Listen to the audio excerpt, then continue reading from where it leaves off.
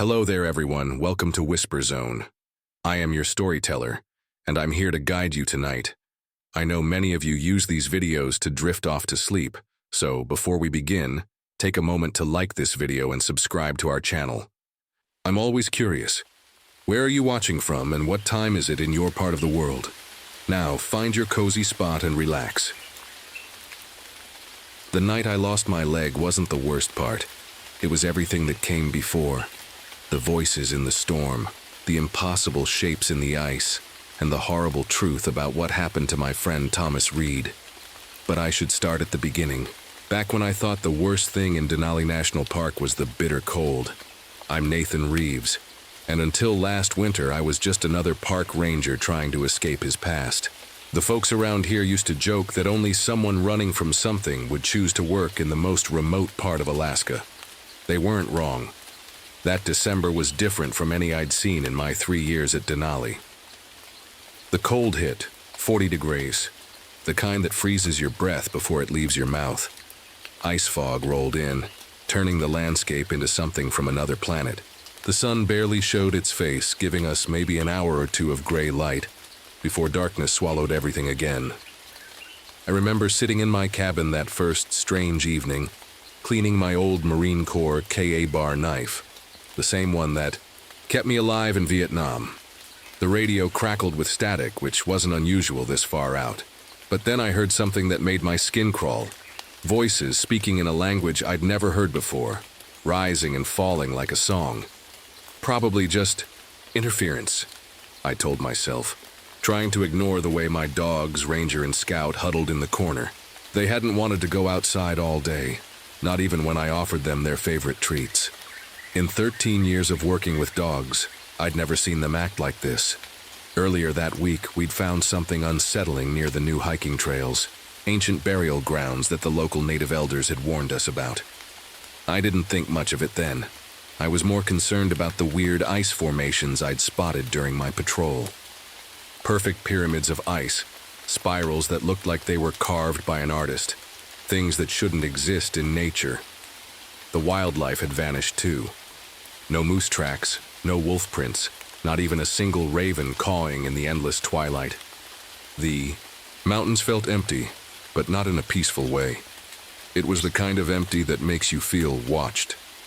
That night, as I tried to radio Thomas Reed for our usual check-in, all I got was static. The aurora borealis flickered overhead, but instead of its usual green dance, it burned an angry red against the black sky. Something was wrong in my mountains, and deep down, I knew this was just the beginning. I grabbed my rifle, checked my emergency pack, and whistled for the dogs. They wouldn't budge. As I stepped outside into the biting cold, my flashlight beam caught something in the snow, a set of tracks unlike anything I'd ever seen. They started in the middle of nowhere and stopped just as suddenly, as if whatever made them had appeared and disappeared into thin air. The wind picked up, carrying what sounded like whispers. For a second, I could have sworn I heard someone call my name, but that was impossible. The nearest person was Thomas, and he was 5 miles away at his station. I didn't know it then, but that was the last normal night I would ever have in Denali. The next morning, everything would change with a single radio call about a frozen caribou found without a mark on it, except for its missing organs. The radio call came at sunrise, if you could even call it that. The sun barely peeked over the horizon when Mike, one of our junior rangers, reported finding a caribou frozen solid near Crystal Lake. "Nathan, you need to see this." Mike's voice shook as he spoke. "Something's not right here." I grabbed my gear and headed out. The cold hit me like a wall of needles, worse than usual. My breath came out in thick white clouds that hung in the air longer than they should have. As I trudged through the snow, I couldn't shake the feeling that something was watching me from between the trees. When I reached Crystal Lake, Mike was standing next to what looked like an ice sculpture. But it wasn't art. It was the caribou, he'd reported. The animal was perfectly preserved in clear ice, standing upright as if it had been frozen mid-step. But that wasn't the strangest part. "Look inside," Mike pointed with his flashlight. The ice was so clear I could see right through it. The caribou's organs were just gone. No cuts, no tears, nothing to show how they'd been removed. It was like they'd vanished into thin air. I've been hunting since I was 12, I told Mike, and I've never seen anything like this. That's when we noticed the tracks. They circled the frozen caribou, massive footprints, bigger than any bear I'd ever tracked. But they made no sense. Each print was perfectly preserved in the snow, but there were no paths between them. It was as if whatever made them had appeared and disappeared with each step. I pulled out my radio to call Thomas. He was our best tracker, and I needed his eyes on this. Thomas, do you copy? Over. Static. Thomas Reed, this is Nathan. Please respond. Over. More static than something that made my blood run cold. A whisper in that same strange language I'd heard the night before. Mike, we need to check on Thomas, I said, trying to keep my voice steady. His station's not far from here. We followed the trail to Thomas's cabin. Everything looked normal from the outside, but the door was wide open, swinging in the wind. Inside, the place was freezing cold. Ice crystals had formed on the walls, creating those same impossible geometric patterns I'd seen before. Thomas's gear was there, his rifle still hanging by the door, his boots by his bed. His coffee mug was on the table, ice forming around the rim, but Thomas was gone. We called in a search party right away. 6 of us combed the area for hours, but all we found was his radio, half buried in the snow about a mile from his cabin. The strange thing was there was only one set of footprints leading away from the cabin, Thomas's boots, and they just stopped in the middle of nowhere. As we were about to head back, I heard it. Thomas's voice, clear as day, calling from somewhere in the woods. Nathan, help me. I knew these mountains like the back of my hand. I knew every trail, every cave, every shortcut. But Thomas's voice seemed to come from everywhere and nowhere at once. Wait, Mike grabbed my arm. Listen, we all fell silent. Thomas's voice called again, but this time it was different. It echoed in a way that human voices don't. And under the words, there was another sound, like ice cracking and something breathing, something big. The dogs we'd brought for the search started whining and pulling at their leashes, trying to get away. These were trained search and rescue dogs, but something had them terrified. That's when the temperature dropped even further, and the ice fog rolled in, thick and white. In seconds, I could barely see 10 feet in front of me, and in that fog, shadows moved in ways shadows shouldn't. We got out of there fast, but we all knew this was just the beginning. Something was hunting in our mountains. Something that could freeze a caribou solid. Something that could make a full-grown man vanish without a trace. Something that could steal Thomas's voice. And somehow, I knew it wasn't done with us yet. The next 3 days were the longest of my life. We organized search parties, called in help from other stations, and even got a helicopter to scan the area when the weather allowed. But every time we thought we were getting close to finding Thomas, something weird would happen. The first time, we were following what looked like fresh tracks in the snow. I was leading the group, using all the tracking skills I'd learned in the Marines. The tracks led us to a narrow valley I knew well, but as we entered it, the wind picked up out of nowhere, and a wall of snow appeared in front of us.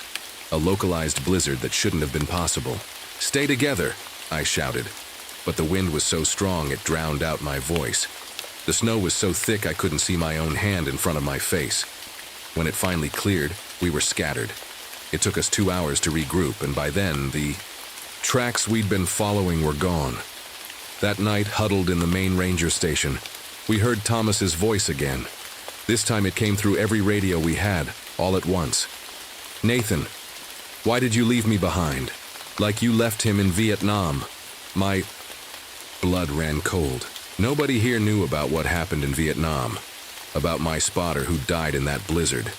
Nobody except whatever was out there, playing with us. Mike saw it first, the next morning.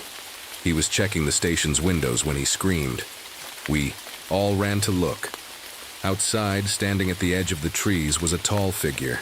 It was hard to see clearly through the swirling snow, but it looked too tall to be human, its limbs too long and bent wrong. When it moved, it didn't walk, it soared, afloat like water running down a window. The air around it seemed to freeze, creating those strange ice patterns we'd seen before. As we watched, frozen in fear, it turned its head toward us. Its face. I still have nightmares about that face. It looked like it was made of ice and shadow, with eyes that glowed like the northern lights. The creature disappeared into the trees and we grabbed our gear to follow it. I know it sounds crazy to chase after something like that, but Thomas was still out there. At least we hoped. He was still out there. We followed its trail to a series of ice caves I'd never seen before, even though I'd patrolled this area for years. The entrance was covered in those geometric ice patterns, but these were different. They looked like writing, like the warnings we'd found near the burial grounds. Just as we were about to enter the caves, our radios crackled to life again. This time it wasn't just Thomas's voice. It was a mix of voices, some speaking English, others in that ancient language we couldn't understand. They all seemed to be screaming, begging for help. "We need to go in," I said, checking my rifle even though deep down I knew bullets might not help against whatever we were dealing with. That's when Sarah, one of our most experienced rangers, pointed at something near the cave entrance. Half buried. In the snow was a frozen hand sticking out of the ice like it was reaching for help. As we dug around it, we found more. Not just hands, whole bodies preserved in the ice. Some looked fresh, others seemed ancient.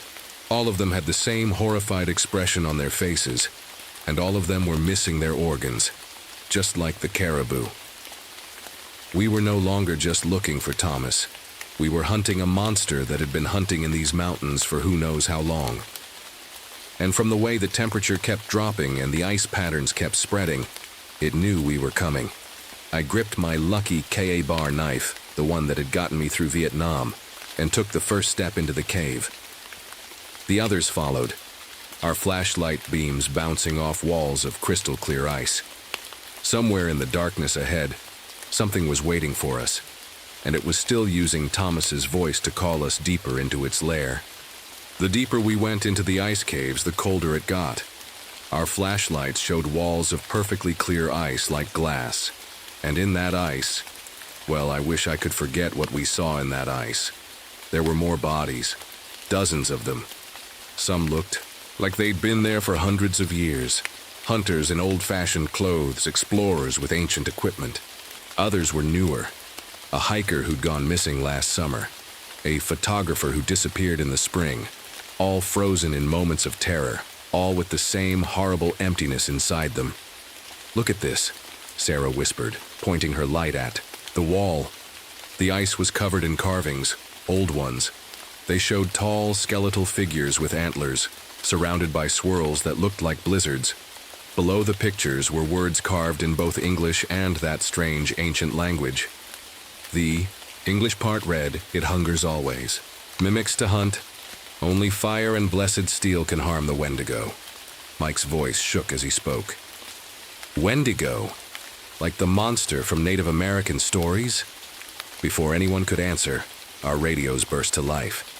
Thomas's voice came through again. But this time it was different. It sounded wrong, like someone trying to remember how to speak. "Nathan, cold, so cold, help me. Hungry." The voice came from deeper in the caves. We followed it, even though every instinct told me to run. The tunnel got narrower, the ice walls closer. The temperature dropped so low our breath froze instantly, falling to the ground like snow. That's when we lost the first person from our group. It happened so fast. 1 second Kevin was right behind me, and the next, nothing. Just the sound of ice cracking and a muffled scream. When we turned around, there was a solid wall of ice where he had been standing. Through the clear ice, we could see a tunnel going, sideways, with drag marks in the frost. Sarah tried to break through the ice wall with her ice axe, but it was like hitting steel. The ice wasn't natural. Nothing about this place was natural. We had to keep moving. The thing that took Kevin was still using Thomas's voice, but now it was laughing. The sound bounced off the ice walls, coming from every direction. The tunnel opened into a large cave. Massive icicles hung from the ceiling like teeth. The floor was littered with bones, animal bones, human bones, all picked clean and frozen in place. The air smelled like old meat and something else, something that made my nose burn with cold. In the center of the cave stood a figure. It looked like Thomas at first. Same ranger jacket, same height. But when it turned around, its face was wrong. Too long, too pale, with too many teeth. Its eyes glowed red like the aurora we'd seen that first night. "Hungry," it said in Thomas's voice. Then its jaw opened way too wide, showing rows of ice-like teeth, and its body started to change. It grew taller, its arms stretching into long, branch-like limbs. Antlers made of ice burst from its head. Its skin turned gray and stretched tight over its bones. This was the Wendigo, the real thing, not pretending anymore. Sarah screamed and fired her rifle. The bullets hit the creature but just stuck in its icy flesh like they were shooting into snow. Mike tried to run, but the entrance we'd come through had frozen solid. The creature moved like lightning. 1 second it was in the center of the cave, the next it had Mike in its claws. Ice started spreading over Mike's body as he screamed. I remembered what the carving said: fire and blessed steel.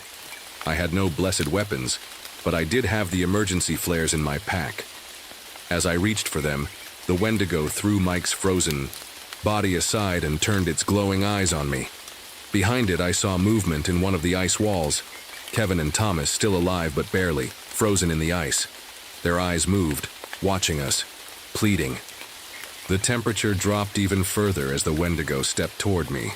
Ice crystals formed in the air around us, sharp as knives. The creature smiled with Thomas's mouth full of icicle teeth. "You left them all behind," it said in a voice that was Thomas and not Thomas. "Now you'll join them, forever." I pulled out my flare gun, but my fingers were so cold they could barely move. The Wendigo was getting closer. Sarah was somewhere behind me, but I couldn't turn to look. All I could see were those glowing eyes and that horrible smile coming closer and closer. We were trapped in its lair, and it was done playing with its food. My hands were shaking so bad I almost dropped the flare gun. The Wendigo was just feet away now, ice crackling around it with every step. Behind me, Sarah was fumbling with her backpack, looking for something. The creature reached for me, with its long, twisted fingers. That's when I remembered something. Not just what the carving said about fire, but about blessed steel. My Ka bar knife had been blessed years ago in Vietnam. An old village priest had done it for good luck. I had the knife in one hand, flare gun in the other. The Wendigo lunged. I fired the flare straight into its face. The cave lit up bright red. The monster screamed, not with Thomas's voice anymore, but with a sound like ice breaking and wind howling. It stumbled backward, clawing at the burning flare stuck in its face. "The ice walls!" Sarah shouted. She had her own flares out now. "We need to melt the ice. They're still alive in there." She was right. Through the walls, we could see movement. Not just Thomas and Kevin, but others too. People who'd been trapped here for who knows how long. Sarah fired her flares at the walls while I faced the Wendigo. The creature had pulled the burning flare from its face, leaving a melted hole in its icy flesh. But it was already freezing over again. "Hungry," it growled, its voice deeper now, ancient. So hungry. It charged at me. I dove to the side, but not fast enough. Its claws caught my left leg, and I felt the cold burn straight through to the bone. Ice started spreading up from where it touched me. The pain was unbelievable, but it gave me the chance I needed. As the creature's momentum carried it past me, I swung my Ka bar knife with everything I had. The blessed steel cut through its icy flesh like it was butter. The Wendigo shrieked. Where my knife had cut it, the wound wasn't freezing over. Instead, cracks started spreading from it, like a frozen lake breaking up in spring. The monster turned to face me again, but now I could see fear in its glowing eyes. It wasn't used to being hurt. Sarah kept firing flares at the walls. The ice was melting, creating pools of water on the cave floor. The Wendigo screamed in rage and tried to refreeze everything, but it was wounded now. Its power was weaker. Could barely stand on my frozen leg, but I knew I had to finish this. I pulled out my last flare and waited for the perfect moment. The Wendigo charged one last time. At the last second, I fired the flare into its open mouth and stabbed up with my knife. The explosion inside the creature was like nothing I've ever seen. Light burst from its mouth and eyes. Cracks spread across its whole body, glowing red from within. It tried to scream, but its voice shattered like breaking ice. Then it just fell apart. Chunks of ice crashed to the cave floor and melted away, into nothing. The temperature in the cave started rising immediately. The ice walls melted faster now, and we could hear people gasping as they broke free. Thomas was first, then Kevin. They were cold and weak, but alive. We found 13 people in total trapped in that ice. Some had been missing for months, others for years. All of them were alive, though no one could explain how. My leg, though. The doctors couldn't save it. The Wendigo's touch had frozen it too deeply. But that's okay. It was a small price to pay for stopping that thing and saving all those people. We never found any other Wendigos in Denali. But sometimes, on the coldest nights when the aurora burns red, I think I hear whispers in the wind. And when I do, I keep my K-bar knife close and make sure my flare gun is loaded. Because up here in the endless night of an Alaskan winter, you never know what might be hiding in the ice, waiting to use your voice to lure in its next meal.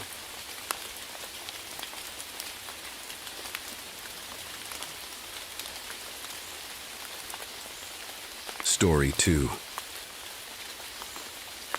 The night Sarah died, I heard wolves howling outside her hospital window. At least I thought they were wolves. The sound was different, almost human, like someone trying to sing with a throat full of gravel. I didn't know then that it was a warning of what was coming to Olympic National Park. My name is Marcus Coleman, and I've been a park ranger here for 15 years. After Sarah's cancer took her away 6 months ago, I couldn't stand being in our empty house anymore. So I came back to work early, even though my boss told me to take all the time I needed. The forest had always been my second home anyway. I keep Sarah's wedding ring on a silver chain around my neck. Sometimes when I'm alone in the woods at night, I hold it tight and remember how she used to tease me about my superpowered night vision. Cat Eyes Coleman, she'd call me, laughing about how I could spot a deer in the darkness from 100 yards away. But lately, my special eyes have been seeing things I wish they couldn't. It started the day I heard about the upcoming lunar eclipse, so the longest one we'd had in decades. I was checking our old trail maps when Bobby from the visitor center rushed in, all excited about how tourists were already booking spots to watch it. That's when I noticed the first wrong thing. My compass spinning like crazy on the desk. I grew up in these parts, learned all the stories from the local tribes. My grandmother was Native American, and she used to tell me tales about shadow walkers, scary spirits that could step right through darkness like it was a doorway. Just stories, she'd say with a wink, but the way she said it made me wonder if she really believed that. Last week I found something that brought those old stories rushing back. Deep in the oldest part of the forest, where the trees are wider than 3 men standing together, I spotted these strange stone circles. They looked ancient, with weird carvings that made my skin crawl. My flashlight beam wouldn't stay steady on them. It kept flickering like a dying firefly. But what really got to me was what I found near those stones. An elk carcass, cut up so clean it looked like someone used a surgeon's knife. No animal I know could do that. And the tracks around, they started as wolf prints, then suddenly turned into human footprints, as if the creature just decided to stand up and walk away on 2 legs. I radioed my partner James Turner about it, but he just laughed it off. "You've been watching too many horror movies, Marcus," he said. But I could hear something weird in his voice, like he was trying too hard to sound normal. The thing is, I know what normal sounds like in this forest. I was search and rescue for 10 years before becoming a ranger. Led dozens of missions until that night 5 years ago when I lost 5 hikers in a freak storm.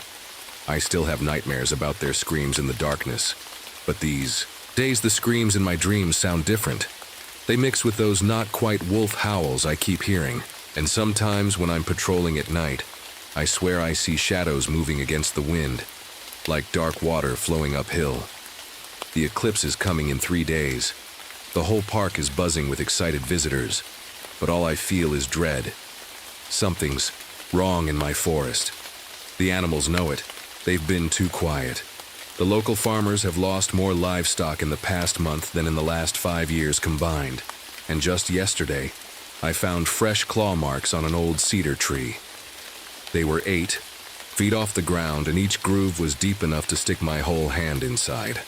Whatever made those marks, it isn't natural, and I have a horrible feeling that when the moon goes dark, we're all going to find out exactly what it is.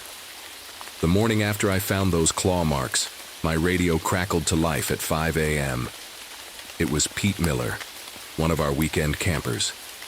His voice shook as he told me his tent was destroyed during the night. Something ripped it apart while we were getting water, he said. And Ranger Coleman, our food's gone, but that's not the weird part. Whatever did this stacked all our camping gear in a pile, like it was thinking. I told him to stay put. The sun wasn't up yet, but I grabbed my gear and headed out anyway. The drive to campsite B usually takes 40 minutes. I made it in 25. When I got there, I understood why Pete sounded so scared. The tent wasn't just torn, it was sliced up, like someone had taken a giant pair of scissors to it. The cuts were too clean for a bear, and bears don't stack camping gear. James showed up while I was taking pictures. He looked tired with dark circles under his eyes. Another animal attack? He asked, but he wouldn't look directly at the tent.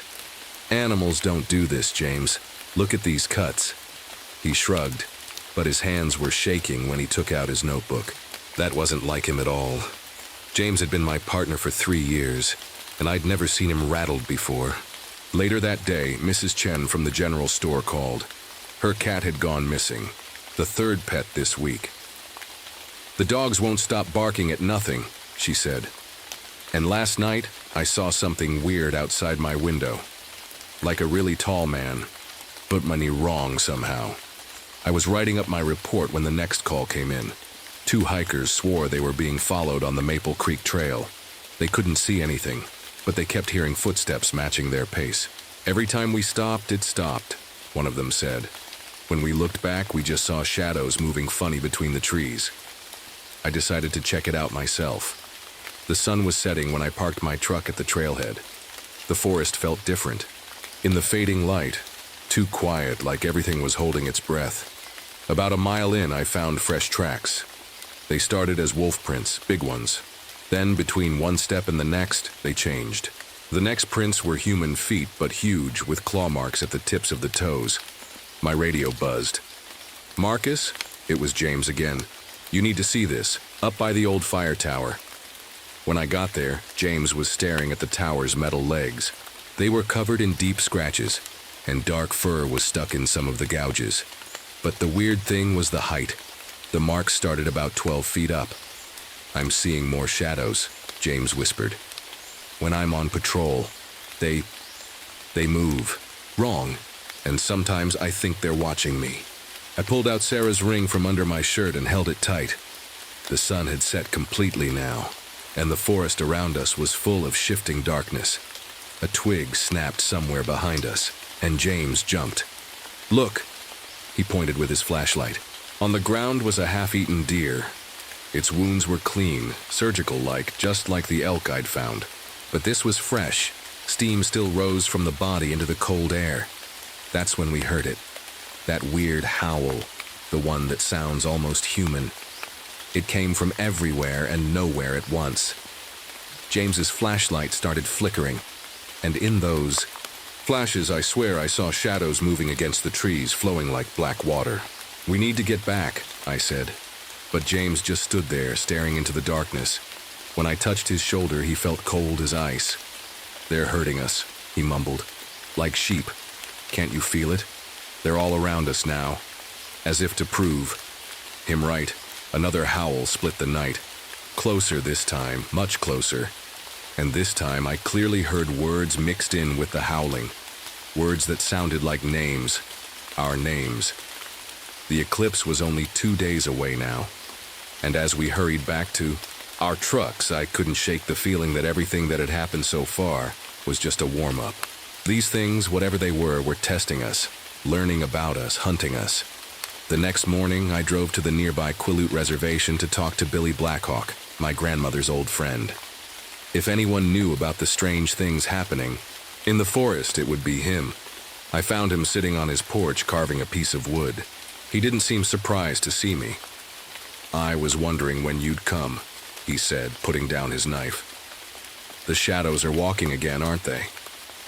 My throat went dry. "You know about them?" Billy nodded slowly. "Our people have always known. Every few generations, when the moon dies for a long time, they return. The ones who walk between light and dark, the ones who were once wolves but now are something else." He told me about the stone circles I'd found. They were old markers, he said, placed by his ancestors to warn where the shadow walkers could pass through most easily. The magnetic problems with my compass, that happened when they were nearby. "But why now?" I asked. "Why are they attacking people?" "They're not attacking yet," Billy said quietly. "They're preparing. The eclipse isn't just darkness to them, it's power. And they've been waiting a very long time for one this long." On my drive back to the park, the radio was full of missing pet reports. Then came the call that made my heart stop. A 6-year-old boy had vanished from his backyard near the park border. I met James at the search site. More rangers had joined us, and we had search dogs too. But the dogs wouldn't work. They just whined and pulled away from the forest. That's when I noticed something wrong with James. His movements were jerky, like a puppet on strings, and his eyes, they looked glassy, empty. "We won't find him," James said in a flat voice. "They've taken him to the stone circle. They need him for the eclipse." I grabbed his arm. "How do you know that, James?" He blinked several times like he was waking up. I don't know. I can hear them sometimes, in my head, whispering things, showing me things." Right then, one of the search dogs started barking like crazy. We found the boy's teddy bear by a tree, and next to it were those same tracks, wolf prints turning into human footprints, leading deeper into the forest. We followed the tracks until sunset. They led us in circles, always staying just ahead. Sometimes we'd hear the boy crying, but the sounds seemed to come from all directions. The shadows between the trees grew longer, darker, moving when they shouldn't. Night fell too quickly. Our flashlights started acting up, and the radios only produced static. That's when we heard it, a child's laugh followed by a growl that made the air vibrate. "There!" someone shouted. Through the trees we saw something tall and dark moving on 2 legs. It looked like a wolf's shadow come to life, carrying something small. We ran after it, but the faster we ran, the further away it seemed to get. Then, James suddenly stopped and pointed up. "Look!" Above us, dark shapes moved through the treetops, flowing like liquid darkness from branch to branch. We could hear them breathing, heavy wet sounds that weren't quite animal and weren't quite human. The other rangers panicked. Some ran, others fired their guns at the shadows, but the bullets passed right through, and the shadows just laughed. A horrible sound like breaking glass. Then James collapsed, holding his head. "They're coming," he groaned. "They want us to see, to understand." His eyes rolled back, and when they opened again, they were different. Yellow, with pupils. Like a wolf's. He smiled, showing teeth that looked too sharp. "The boy is safe," he said, but it wasn't James's voice anymore. "He's just the first. When the moon dies, we'll take more. We've been so hungry for so long." I backed away from him, clutching Sarah's ring. The shadows were closing in around us, and in the darkness I could see more yellow eyes opening. Dozens of them, all staring at us. The eclipse was tomorrow. And now I knew we weren't just dealing with monsters. We were dealing with something that had been planning this for centuries. Something that could turn people, turn my best friend, into one of them. And all I had was a few hours to figure out how to stop them. I spent that night in my office desperately searching through my grandmother's old journals. The eclipse would start at 3:42 p.m. tomorrow, and I knew that's when the shadow walkers would make their move. The missing boy was still alive. James had been right about that.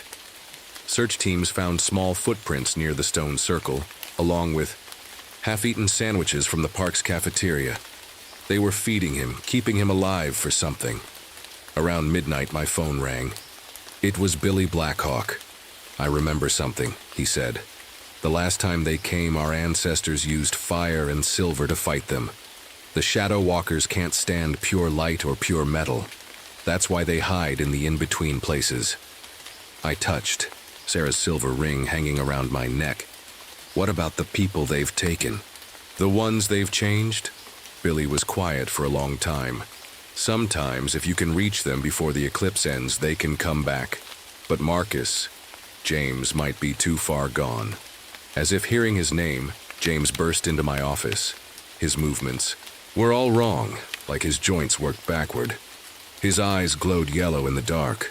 "They're coming now," he growled, his voice mixed with animal sounds. "You can't stop it. The pack is hungry. We've waited so long." I grabbed my flashlight and shined it at him.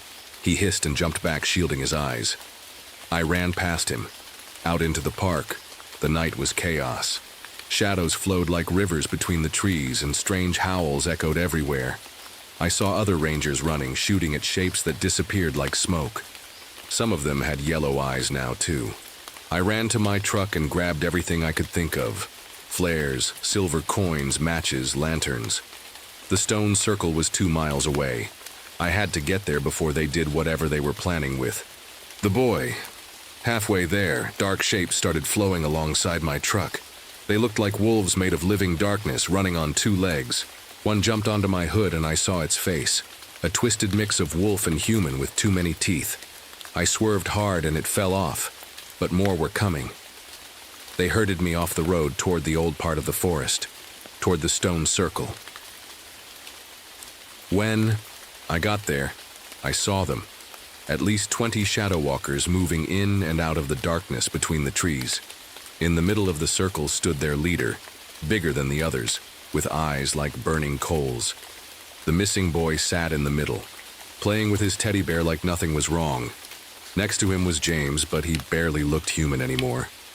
"You brought silver," the pack leader said in a voice like grinding stones. "But it won't help. When the moon dies, we'll be strong enough to stay, to hunt whenever we want, to make everyone like us." I threw a flare at his feet, the bright red.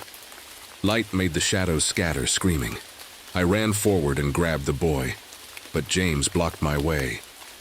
"Don't fight it, Marcus," he said, his face changing between human and wolf.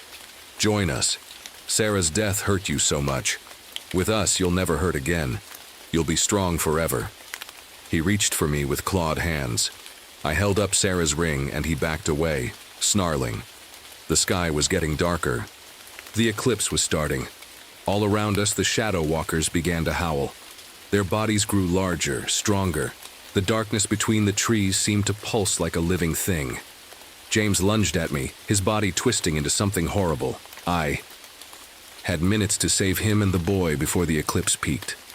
And somewhere in the growing darkness, the pack leader laughed, a sound that promised this was just the beginning of a very long night. The sky grew darker by the second. I held the boy close with one arm and Sarah's ring in my other hand, watching James circle us like a predator. "Please," I said to what was left of my friend, "remember who you are. Remember all the people we've saved together."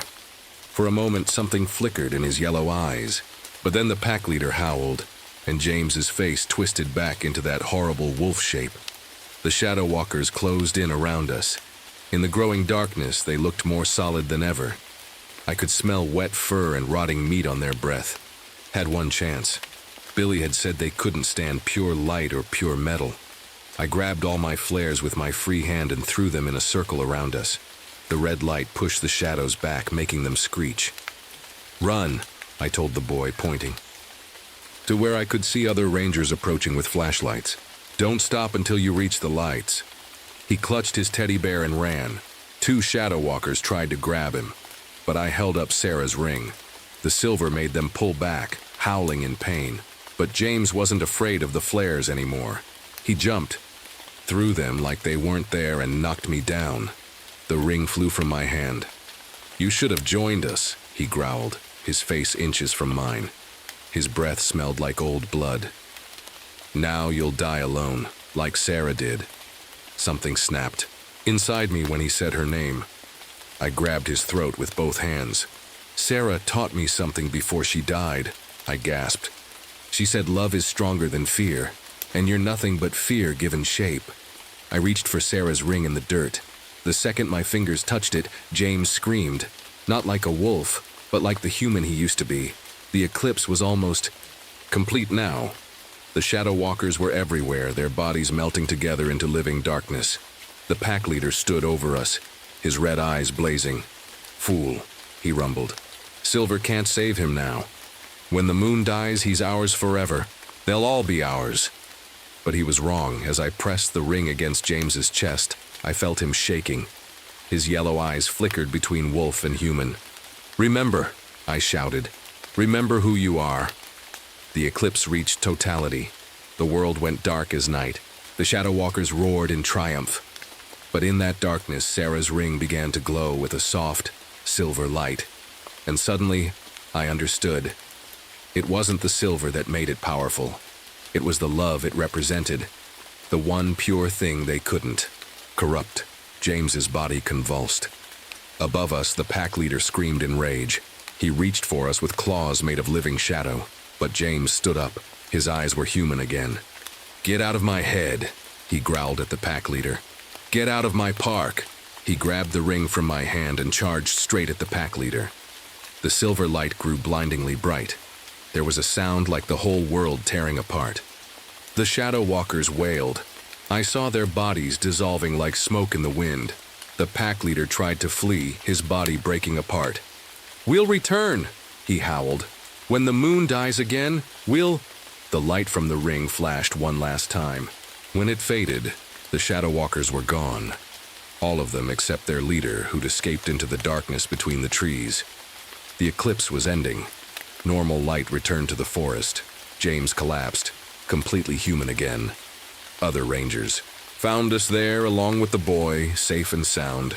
We never saw the shadow walkers again after that night. But sometimes, on dark nights when the moon is thin, I hear distant howls that sound almost like words. I still wear Sarah's ring around my neck. James wears a silver chain of his own now, just in case. Because we both know the pack leader is still out there, waiting. And someday, when another long eclipse comes, he'll try to rebuild his pack. But we'll be ready. Because now we know the truth. No shadow can stand against the light of real human love, even on the darkest of nights. Story 3. We have to stop it, Tom said one evening, before it takes someone else. I looked at the map on my desk, covered in red pins showing where people had gone missing. But how do you fight fog? That's when Linda burst into the office. The construction crew, she said, out of breath. They're going back to work at Cherokee Point tomorrow morning. They won't listen to me. My blood ran cold. More people going near the burial grounds. It would make the creature even stronger. We decided to go up there that night. Tom, Linda, and me. We had to find a way to stop this thing before more people got hurt. Linda brought her grandmother's medicine bag, full of sacred herbs and objects used in old Cherokee rituals. The fog was thick when we reached Cherokee Point. Our flashlights barely cut through it. The temperature dropped so fast our breath turned to ice crystals in the air. That's when we heard it. That weird laughing sound again. But this time it came from all around us. Look. Linda pointed at the fog. It was taking shapes. Dozens of them. Every person the creature had copied, all moving toward us. The amulet, Linda said quickly. Derek, your grandmother's amulet. Hold it up. I pulled out the stone carving hanging around my neck. It felt warm, even in the freezing air. The fog shapes stopped moving just for a moment. But then Tom yelled. While we were watching the shapes in front of us, the fog had crept up behind him. It wrapped around his legs like rope. Run, he shouted, pushing me back. I'll hold it. The fog pulled him into the darkness before he could finish. I tried to run after him, but Linda grabbed my arm. We can't help him if we're taken too, she said. We need to complete the ritual. It's the only way. I looked back into the fog where Tom had disappeared. I could see shapes moving in there. Multiple copies of him now, all turning to face us. My best friend was trapped in there, but Linda was right. We needed a plan.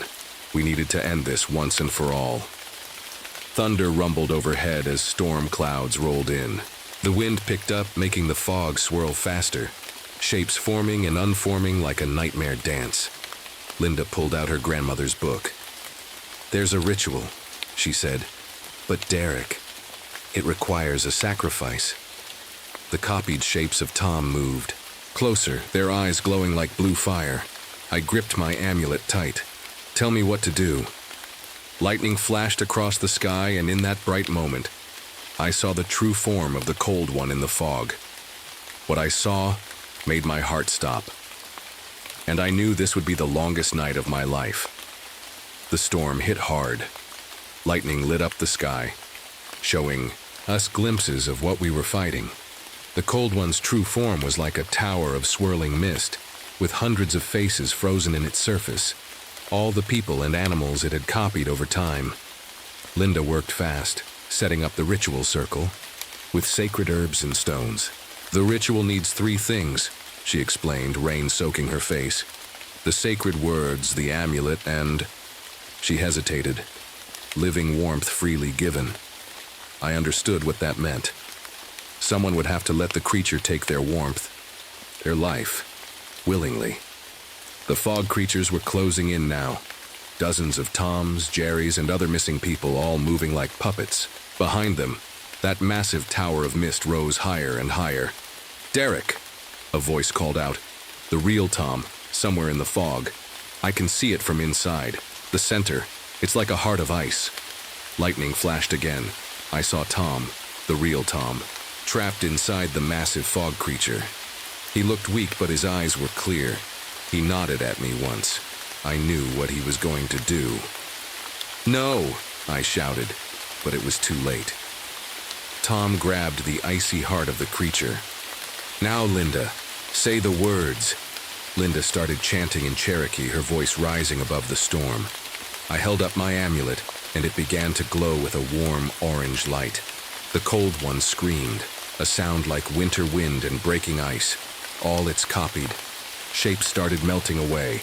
Tom held on tight to its frozen heart even as frost covered his body. "The amulet!" Linda shouted. "Throw it!" I pulled the amulet from my neck and threw it into the center of the fog tower, right where Tom was holding the heart. There was a flash of bright orange light, like sunset on snow. The Cold One's scream got louder. The fog tower started to break apart.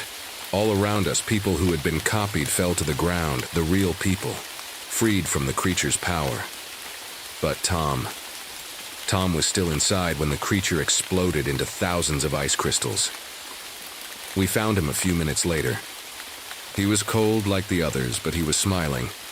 "Did we get it?" he whispered. "Yeah, buddy," I said, wrapping him in emergency blankets. "We got it. Most of it, anyway. Sometimes on cold nights, I still see weird shapes in the fog. The Cold One isn't completely gone.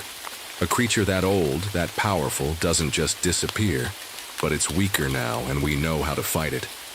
I never thought fog could kill until that summer in the Smoky Mountains. My name is Derek Morgan, and after 15 years as a park ranger, I thought I'd seen everything. I was wrong, dead wrong. The first time I noticed something wasn't right was on a warm June morning. The fog was acting strange, moving against the wind, forming shapes I'd never seen before. Being a former Army Ranger, I'm trained to notice when things aren't normal. And this definitely wasn't normal. Let me back up a bit. I should tell you about myself and this place I call home. I'm 39, and before becoming a park ranger, I served in the Army Special Operations. Lost some good friends up in the mountains during a training exercise gone wrong. That's partly why I chose to work here in the Great Smoky Mountains National Park. Something about these ancient hills called to me, like they had secrets to share. The local Cherokee people have always said these mountains are special. Sacred, burial grounds dot the valleys, hidden under centuries of leaves and soil. The old-timers talk about spirits and ancient beings that still roam these peaks. I never used to believe those stories, Now? Well, now I sleep with my grandmother's Cherokee protection amulet around my neck. It started with little things at first. My radio would cut out in certain spots where the signal had always been strong. The summer air would suddenly turn ice cold, like stepping into a freezer. Even the animals were acting weird. Deer running from empty spaces, birds going silent, all at once. You spend enough time in the wilderness, you learn to read these signs, and every sign was screaming that something was very, very wrong. I remember walking my usual trail that morning, checking on some campers, when I felt that familiar tingle on the back of my neck. The same feeling I used to get in the army, right before an ambush. The fog was rolling in thick, but there was something different about it. It moved like it was alive, like it was searching for something or someone. That's when I heard the scream. I ran toward the sound, my boots crunching, on the trail. The fog swirled around me, so thick I could barely see 10 feet ahead. As I got closer, the air temperature dropped so fast my breath came out in clouds. My radio crackled with static, then died completely. What I found in that clearing changed everything I thought I knew about our world. But before I tell you about that, you need to understand something. In these mountains, the old legends aren't just stories. They're warnings, and we should have listened, because now the mist is hunting. Saul! I found 2 hikers in that clearing. They were alive, but barely. Sarah and Mike Thompson, a young couple from Ohio who'd been camping overnight. I found them huddled together, shivering even though it was a warm summer morning. Their skin was ice cold to the touch, like they'd been stuck in a freezer. It came through the fog, Sarah whispered as I wrapped them in emergency blankets. Her teeth wouldn't stop chattering. It looked like smoke with eyes. Mike couldn't even speak. He just kept pointing at the trees, his hand shaking. I called for backup and medical help, but my radio kept crackling with static. I had to use my cell phone, which usually never works out here. Somehow this time it did. While waiting for help, I noticed something strange about their campsite. Their tent was covered in frost in June, and there was this weird pattern in the dirt around their sleeping bags, like something had been circling them all night. My partner Tom Hayes arrived with the medical team. He's been a ranger here for 20 years, knows these mountains better than anyone. When he saw the frost and the patterns in the dirt, his face went pale. "Derek," he said quietly, pulling me aside. "This is the 3rd case this month. Remember those missing hikers from last week? We found them yesterday. Same symptoms, cold as ice, talking about shapes in the fog. That's when I knew we had a real problem. I've dealt with plenty of dangerous situations before. Bears, storms, lost hikers. But this was different. This was something new. Over the next few days, things got worse. The weather station reported weird temperature drops in specific areas of the park. Places that should be warm suddenly turned freezing cold. Our equipment kept failing, radios dying, flashlights flickering out. Even our phones would stop working in certain spots. The animals knew something was wrong too. We found deer and rabbits frozen solid, like they'd been caught in a sudden winter storm. But the really strange part? These animals were all facing the same direction when they died, like they were running from something. One evening, I was checking the trails near Cherokee Point when I saw it myself. The fog rolled in thick, but it wasn't moving like normal fog should. It was swirling in circles, making shapes that looked almost human. The temperature dropped so fast my coffee froze in its cup. Then I heard it. A sound like whispers, but not in any language I knew. The fog seemed to reach out with finger-like tendrils, touching the trees as it passed.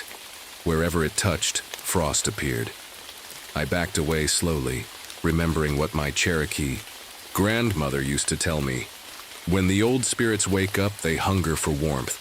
I grabbed the protection amulet around my neck, a small stone carving she'd given me years ago. The whispers got louder, and the fog started moving toward me.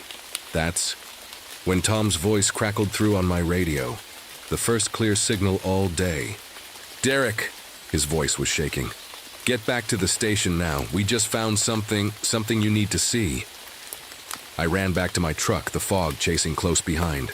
The whole way back, I couldn't shake the feeling that whatever was in that mist was watching me, studying me, learning.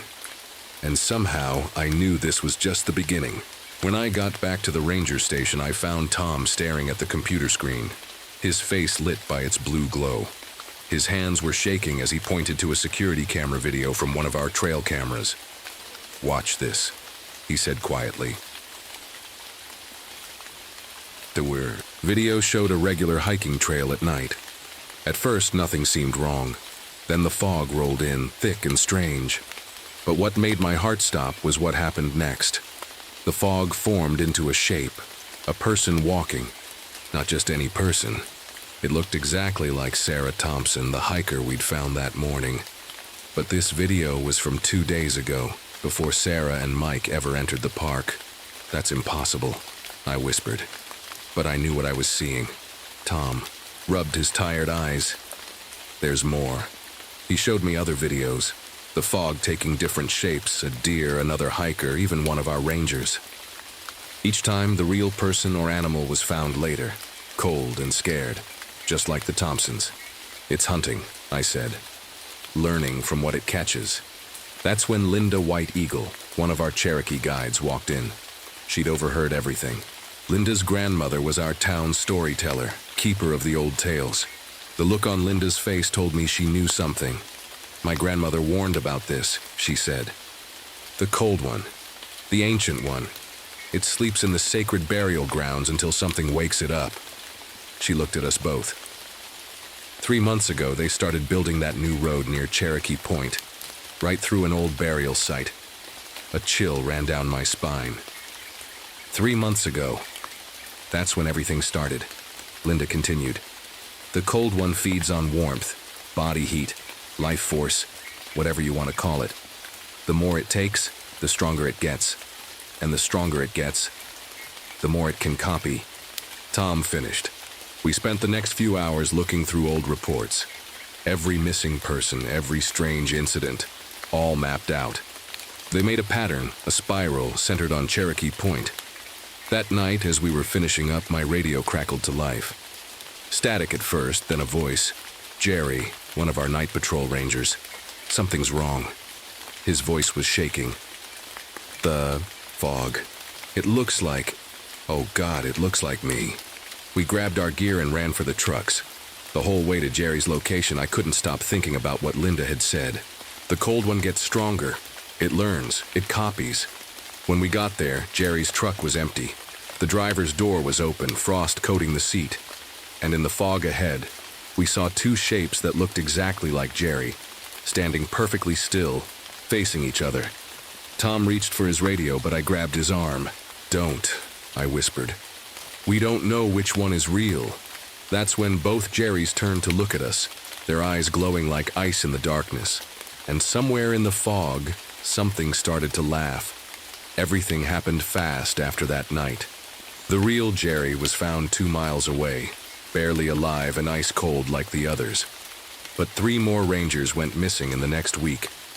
Each time we'd see copies of them in the fog before they disappeared. Tom and I barely slept. We spent our days checking on hikers, warning them to stay away from the fog. At night, we studied Linda's grandmother's old books about the Cherokee legends. We learned that the cold one wasn't just one creature. It could split itself into many parts, like drops of water in the mist. I wear a new amulet these days, one Linda's grandmother made for me. Tom wears one too. We still work as rangers in the park, but now we watch the fog more carefully. We warn people about the old burial grounds, tell them to respect the ancient places, because here in the Smoky Mountains, the old stories are more than just stories. They're memories. And sometimes on quiet nights when the fog rolls in, those memories come looking for warmth. But that's okay. We're ready now. We know what hides in the mist, and we're keeping watch. Story 4. The first time I saw it rain blood in White Mountain National Forest, I thought my mind was playing tricks on me.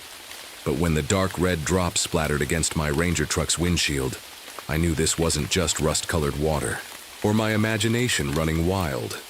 After 15 years of being a park ranger, I'd seen some strange things, but nothing like this. My name is Rachel Harrison. I'm 32, and until 6 months ago, I was just another park ranger who'd switched careers after serving as a combat medic in the Gulf War. Now I'm the only one left who knows the full truth about what happened in these woods. I need to write it, all down, even though I doubt anyone will believe me. It didn't start with the blood rain. The first signs were subtle, the kind of things most people would brush off. Plants growing in ways they shouldn't, twisting into impossible shapes overnight. Animals acting weird like they knew something we didn't. My fellow rangers joked about it, but I couldn't shake the feeling that something was terribly wrong. Maybe I was more sensitive to it because of what happened to my brother Tom 3 years ago. He disappeared in these same woods while hiking, and we never found his body. The official report said he probably fell into a ravine, but I never believed that. Tom was too experienced for a simple accident. I keep my old military medical kit with me at all times now. Force of habit from my combat medic days. Those supplies saved countless lives in the war. But nothing in my training could have prepared me for what I was about to face in these mountains. The day everything really started to go wrong, I was checking out reports of strange growths near Old Bear Trail. Usually I handled wildlife emergencies, injured moose, sick bears, that sort of thing. But these reports were different. Hikers claimed they saw what looked like pulsing organic masses growing on trees. Some even said the masses moved when nobody was looking. I parked my truck at the trailhead and grabbed my gear. The air felt wrong, thick and heavy like breathing through a wet cloth. The usual forest sounds were missing too. No birds, no rustling leaves, just a deep, unsettling silence. That's when I saw my first inside-out rabbit. It was still alive, somehow hopping around with its organs and bones on the outside, muscles twisted in impossible ways. But its eyes, they were normal, terrified, begging for help. I'd seen horrible injuries in the war, but this was different. This wasn't injury or disease. This was something else. I reached for my radio to call it in, but all I got was static and a strange wet sound that reminded me of someone chewing. Then I noticed the trees around me had started to bleed. Looking back now, I realized that was just the beginning. I didn't know then that half my ranger team would be dead within a week. I didn't know about the ancient curse, or the skinwalker, or how I'd have to mercy kill my own partner, but I'm getting ahead of myself. Let me tell you how it all unfolded day by day, horror by horror, because someone needs to know the truth about what's still out there in the blood forest. I called in what I'd found to the ranger station. Mike Stevens, my partner for the past 3 months, answered.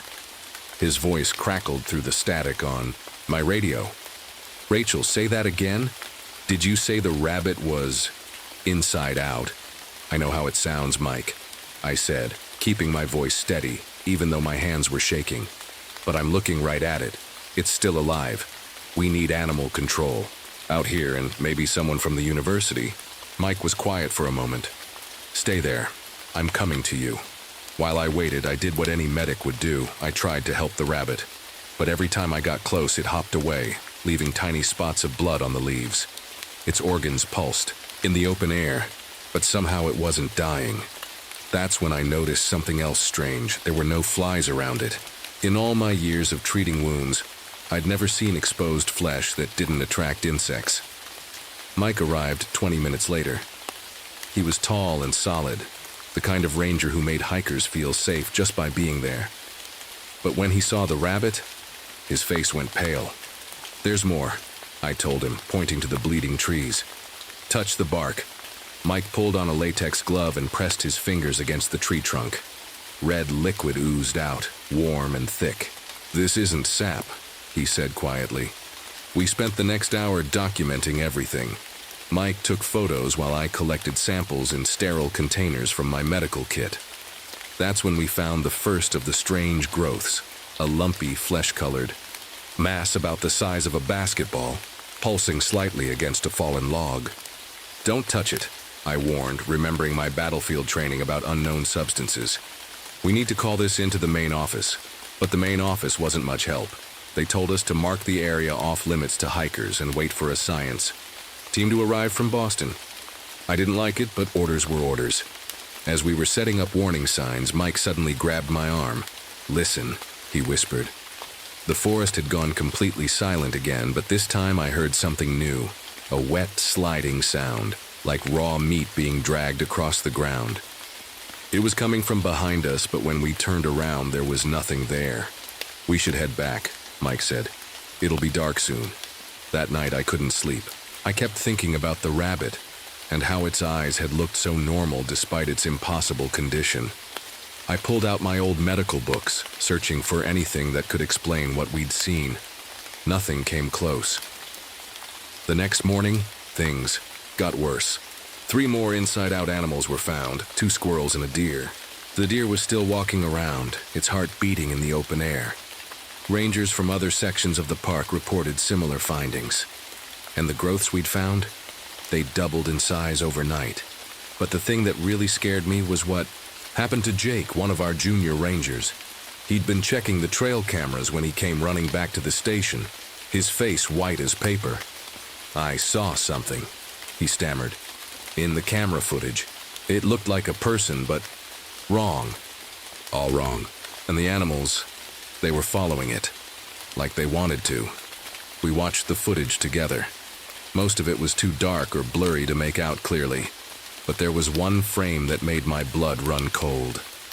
A tall, thin figure standing between the trees, its skin seeming to shift and change like flowing water. And all around it, animals with their bodies turned inside out, gathering like loyal pets. That's when I remembered something my brother had said before he disappeared. He'd called me, excited about finding some old Native American cave paintings deep in the forest. "They show something amazing, Rach," he'd said. "Something that could change shape, control animals. The natives called it a skinwalker." I didn't believe in skinwalkers back then.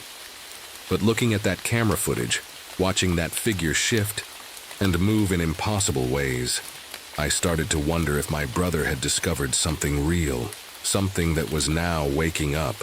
Things started falling apart fast after that. The science team from Boston never made it to our station. Their van was found empty on the mountain road, doors open, equipment scattered everywhere. The only clue was a trail of those flesh-colored growths leading into the woods. Mike and I were put in charge of the search team. As we hiked deeper into the forest, I noticed the trees were different here. Their branches twisted in unnatural ways, like fingers reaching for the sky. The air smelled like copper, like blood. "Rachel," Mike called out softly. "Look at this." He was standing near a cave entrance I'd never seen before, even though I thought I knew every inch of these woods. On the rock wall were ancient paintings, just like the ones my brother had mentioned. They showed a tall, thin figure surrounded by twisted animals, but what scared me most was the fresh handprint next to the paintings, made in blood, still wet. That's when Mike started coughing at. First I thought it was just the damp air, but then I saw something moving under his skin, like worms crawling beneath the surface. He rolled up his sleeve and we both stared in horror. His veins were changing color, turning black, and moving in ways veins shouldn't move. "It's happening. To the others too," he whispered, pulling out his phone. There were dozens of messages from other rangers reporting the same symptoms. Skin moving on its own, strange growths appearing on their bodies, animals following them everywhere they went. I knew what to do with normal infections. My medical training had taught me that. But this was something else entirely. I grabbed my medical kit anyway and started checking Mike's vital signs. His heartbeat was all wrong, like it was beating in reverse. "We need to get you to a hospital," I said, trying to keep my voice calm. Mike shook his head. "No time. Look." The forest around us was changing. Plants were growing and dying in seconds, twisting into impossible shapes. The flesh-colored growths we'd found earlier were everywhere now, pulsing like hearts. And in the distance we could hear it. That wet, sliding sound, getting closer. That's when we saw it for the first time. It came walking through the trees, but walking isn't quite the right word. Its body flowed like water, changing shape with every step. Sometimes it looked human, sometimes like an animal, sometimes like something in between. The worst part was its face, or rather, faces. They kept shifting, and I swear one of them looked exactly like my missing brother. The animals came with it. Deer, rabbits, birds, all turned inside out but still alive. They moved like they were part of it, like they were all connected to one mind. And as we watched, frozen in fear, plants began growing out of their exposed organs, creating a twisted garden of flesh and bone. Mike grabbed my arm. His skin was hot to the touch, and I could feel things moving under it. "Rachel," he gasped. "I can hear it in my head. It's trying to change me, like the animals. I've seen a lot of horrible things in my life. I've treated soldiers with terrible wounds, seen death up close, but nothing prepared me for watching my partner's skin start to split open, revealing pulsing organs underneath. He was still conscious, still talking, even as his body began turning itself inside out. "Kill me," he begged. "Please, before I become one of them." But before I could do anything, the skinwalker made its move. It flowed toward us like a river of shifting flesh, and all around us the forest came alive with its power. Trees bent down like they were bowing. The ground itself seemed to breathe. I grabbed Mike and ran. What else could I do? But as we fled, through the twisted forest, I knew we weren't escaping. We were being herded, driven deeper into its territory. And with every step, Mike was changing more, becoming less human. The thing that had once been my brother was leading us straight into the heart of what we'd started calling the blood forest, and somewhere in the back of my mind, I knew that the real horror was just beginning. We ran until we couldn't run anymore. Mike collapsed near an old ranger shelter, his body shaking. The black veins had spread across his whole body now, and his skin was starting to split in places. But his eyes were still his own, still human. "The others," he gasped. "We need to warn them." I tried the radio, but all we got was that weird chewing sound again, louder now. My phone had no signal. We were cut off. The shelter wasn't safe, but we needed somewhere to rest. Inside, I found our emergency supplies and started pulling out everything I could use. Bandages, antiseptic, adrenaline shots. My hands were steady. They always are in emergencies. But my mind was racing. How do you treat someone who's turning inside out? That's when we heard the screams. 3 more rangers, Sarah, John, and Pete, came crashing through the trees. They were in bad shape. Sarah's arm was covered in those flesh-colored growths. John had plants growing out of his back. And Pete's face was trying to turn itself inside out. "It got the whole station," Sarah cried. "Everyone's either dead or changing." I did what I could for them with my medical supplies, but it was like putting bandages on a broken dam.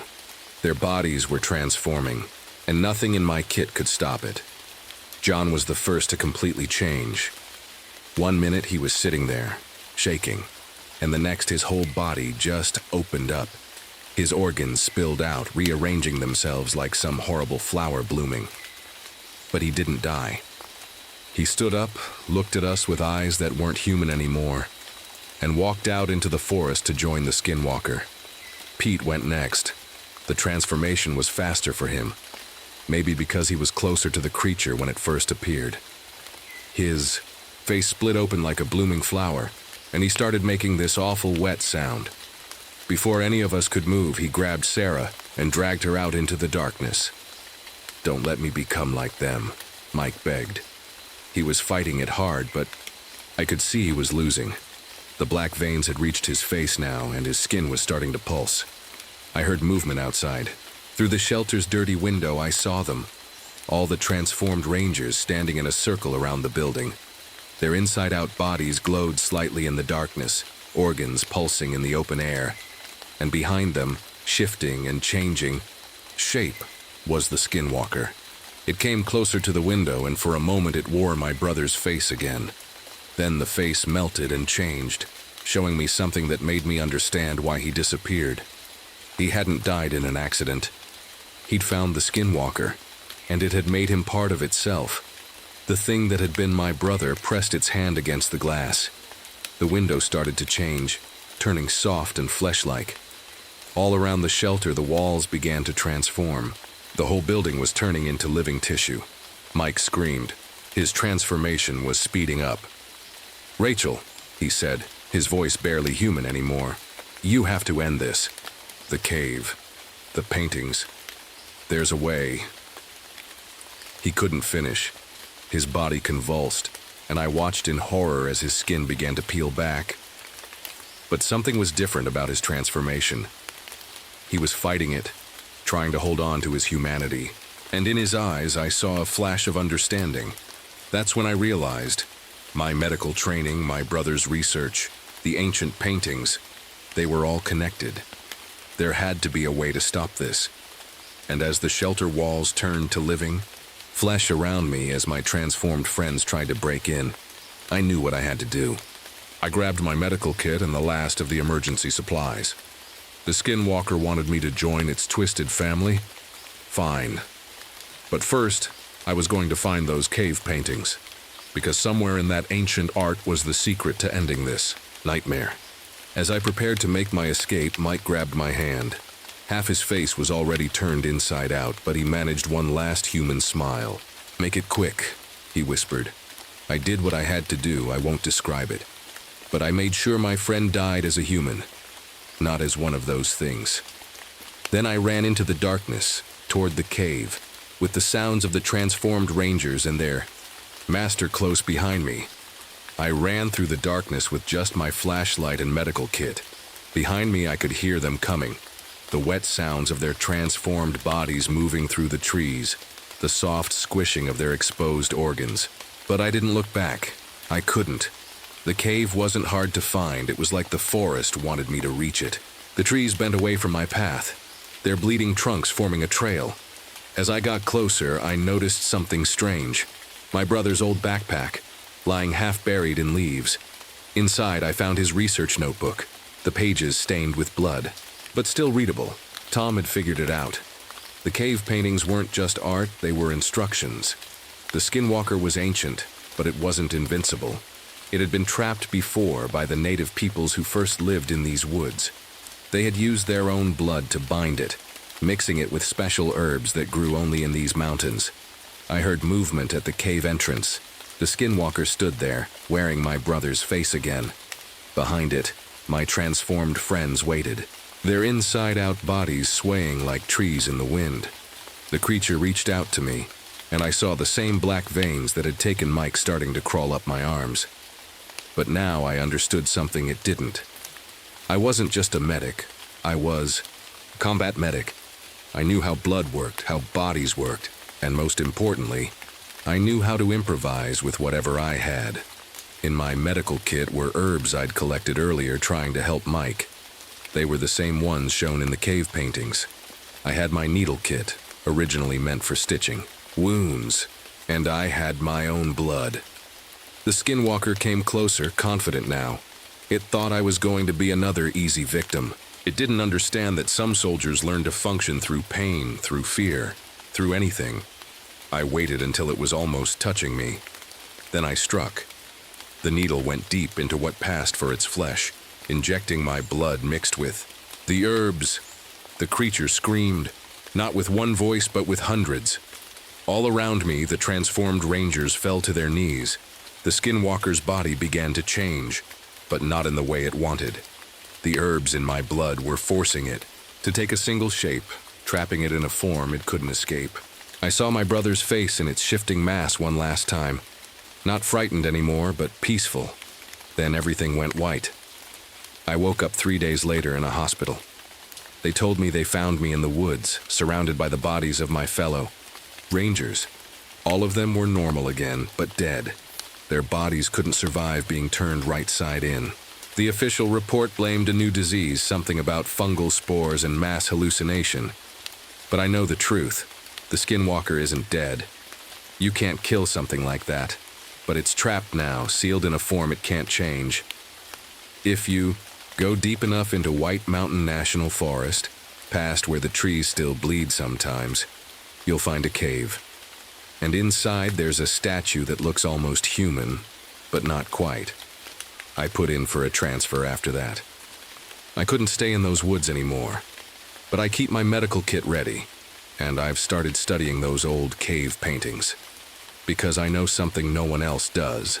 There are more skinwalkers out there, and someday someone will need to know how to fight them. Just remember, if you're ever in the woods and you see an animal that looks wrong, or if you hear a wet sliding sound in the darkness, don't run. Running makes it worse. Stand your ground and remember, even the scariest monsters can be beaten if you know how. But whatever you do, don't let it wear your face. Because once it does that, a part of you will always belong to the blood forest. Story 5. The ground shook beneath my feet as I ran my fingers along the massive redwood trunk. Something wasn't right. In my 15 years as a park ranger at Redwood National Forest, I'd never felt anything like this. The tremors were getting stronger each day, and they didn't feel like normal earthquakes. They felt purposeful. I'm Victoria Palmer, though most people here just call me Vic. At 36, I thought I'd seen everything these ancient woods could throw at me. I have a PhD in environmental science hanging on my office wall. But right now, all my scientific knowledge couldn't explain what was happening to my forest. The fog rolled in thick and heavy around me, moving in ways that defied the wind.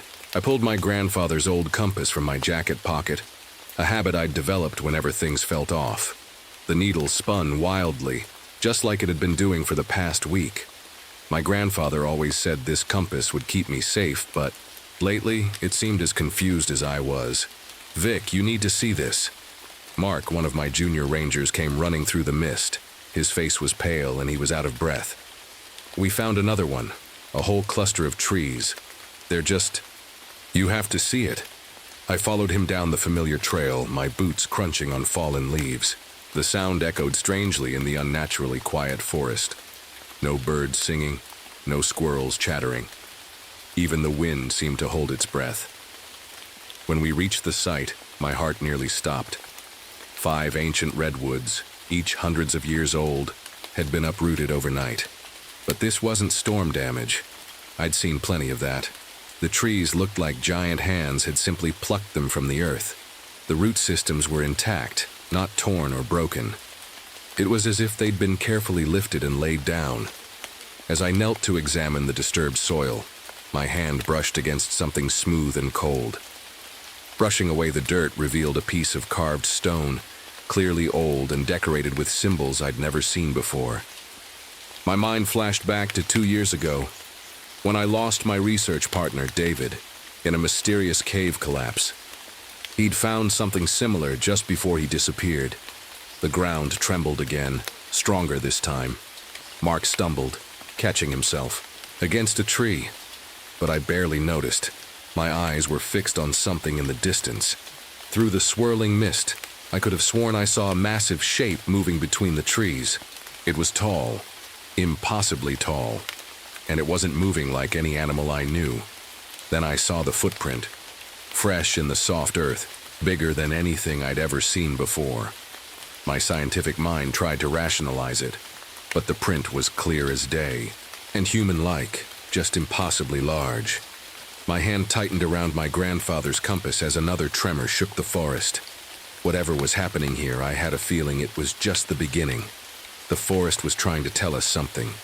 And for the first time in my career, I was afraid of what we might discover. "Mark," I said, my voice barely above a whisper, "get me the old survey maps and the files on the native burial grounds we found during trail maintenance. Something's waking up in these woods, and I need to find out what it is before anyone else gets hurt." The fog seemed to thicken around us, and in the distance I heard a sound that no known animal could make. A deep, resonating call that seemed to come from the earth itself. My forest was changing, and I had a terrible feeling that my world was about to change with it. Back in my office, I spread out the old maps across my desk. My coffee had gone cold hours ago, but I barely noticed. The sun was setting outside, casting long shadows through the windows. "Look at this," I said to Mark, pointing at different spots on the map. Every place where we've found uprooted trees or felt those weird tremors, they all form a circle around this area. My finger landed on a spot marked Restricted Zone, Native Burial Grounds. Just then my phone rang. It was Tom from the logging company. Vic, we've got a situation. 2 of our machines just disappeared. Disappeared? What do you mean disappeared? I mean they're gone. We parked them last night, and this morning there were just holes in the ground, like the earth swallowed them whole. I grabbed my jacket and flashlight. I'm on my way. The drive to the logging site took 20 minutes. What I saw there made my stomach drop. 2 perfect circles in the ground, like giant cookie-cutter marks, where the machines should have been. The holes were deep, too deep to see the bottom even with our strongest lights. One of the loggers, a big guy named Mike who I'd known for years, walked up to me. His face was white. Vic, I've been working these woods for 20 years. This ain't natural. And last night, I saw something. I pulled out my notebook. Tell me everything. It was big, really big. Like a person, but not, and it wasn't alone. Mike's hands were shaking as he lit a cigarette. There were 3 of them. They moved like they knew these woods better than we do. And the ground, it moved when they walked, like the earth itself was helping them. I thought about the pattern of tremors, the uprooted trees, these perfect holes. Did you hear anything? Mike nodded slowly. A sound like the earth was singing, deep and low, made my teeth rattle. That night I stayed in the woods. I set up my small tent near where the machines had disappeared, though every instinct told me to run. I needed to see for myself. Around midnight, the tremors started again. But this time I felt something different, a pattern to them like a heartbeat. The fog rolled in thick, and that's when I heard it. Heavy footsteps, and not just from one direction. I clicked off my flashlight and held my breath. Through the fog I saw them. 3 massive shapes moving with a grace that seemed impossible for their size. They were covered in dark fur, and when they walked, the roots of the trees moved with them, like fingers reaching through the soil. My grandfather's compass was going crazy in my pocket. The largest figure turned its head, and for a moment, I swear it looked right at me. Its eyes glowed with an ancient intelligence that made my scientific mind spin. Then the ground started to move. Not like an earthquake, more like it was being shaped by invisible hands. A perfect circle of earth began to sink, just like what had happened to the logging machines. I wanted to run, but I couldn't move. I watched as they worked together, these impossible creatures, using the earth itself as their tool. They weren't just strong, they were smart. They were protecting something. That's when I remembered David's last words before he disappeared. Vic, these woods have guardians. The natives knew. They've always known. I clutched my grandfather's compass tight and made a decision. I would find out what these creatures were protecting, even if it meant risking everything I thought I knew about science, about nature, about reality itself. But first, I had to survive the night. And judging by the way the ground was starting to shift under my tent, that might be harder than I thought. I barely slept that night. When the sun rose, I called an emergency meeting with my ranger team. As we gathered in the main office, I could see the worry on everyone's faces. Something happened last night that changes everything, I started, my hands wrapped around a warm coffee mug to stop them from shaking. These aren't just random events anymore. We're dealing with creatures, intelligent ones. Just then, Sarah, our newest ranger, burst through the door. They found David, she gasped. My coffee mug slipped from my hands and shattered on the floor. What? Where? Near the old cave system. He's alive, Vic, but he's half buried in the ground. We raced to the site. I'll never forget what I saw. David was there, unconscious but breathing, his lower body encased in soil that seemed to have hardened like cement.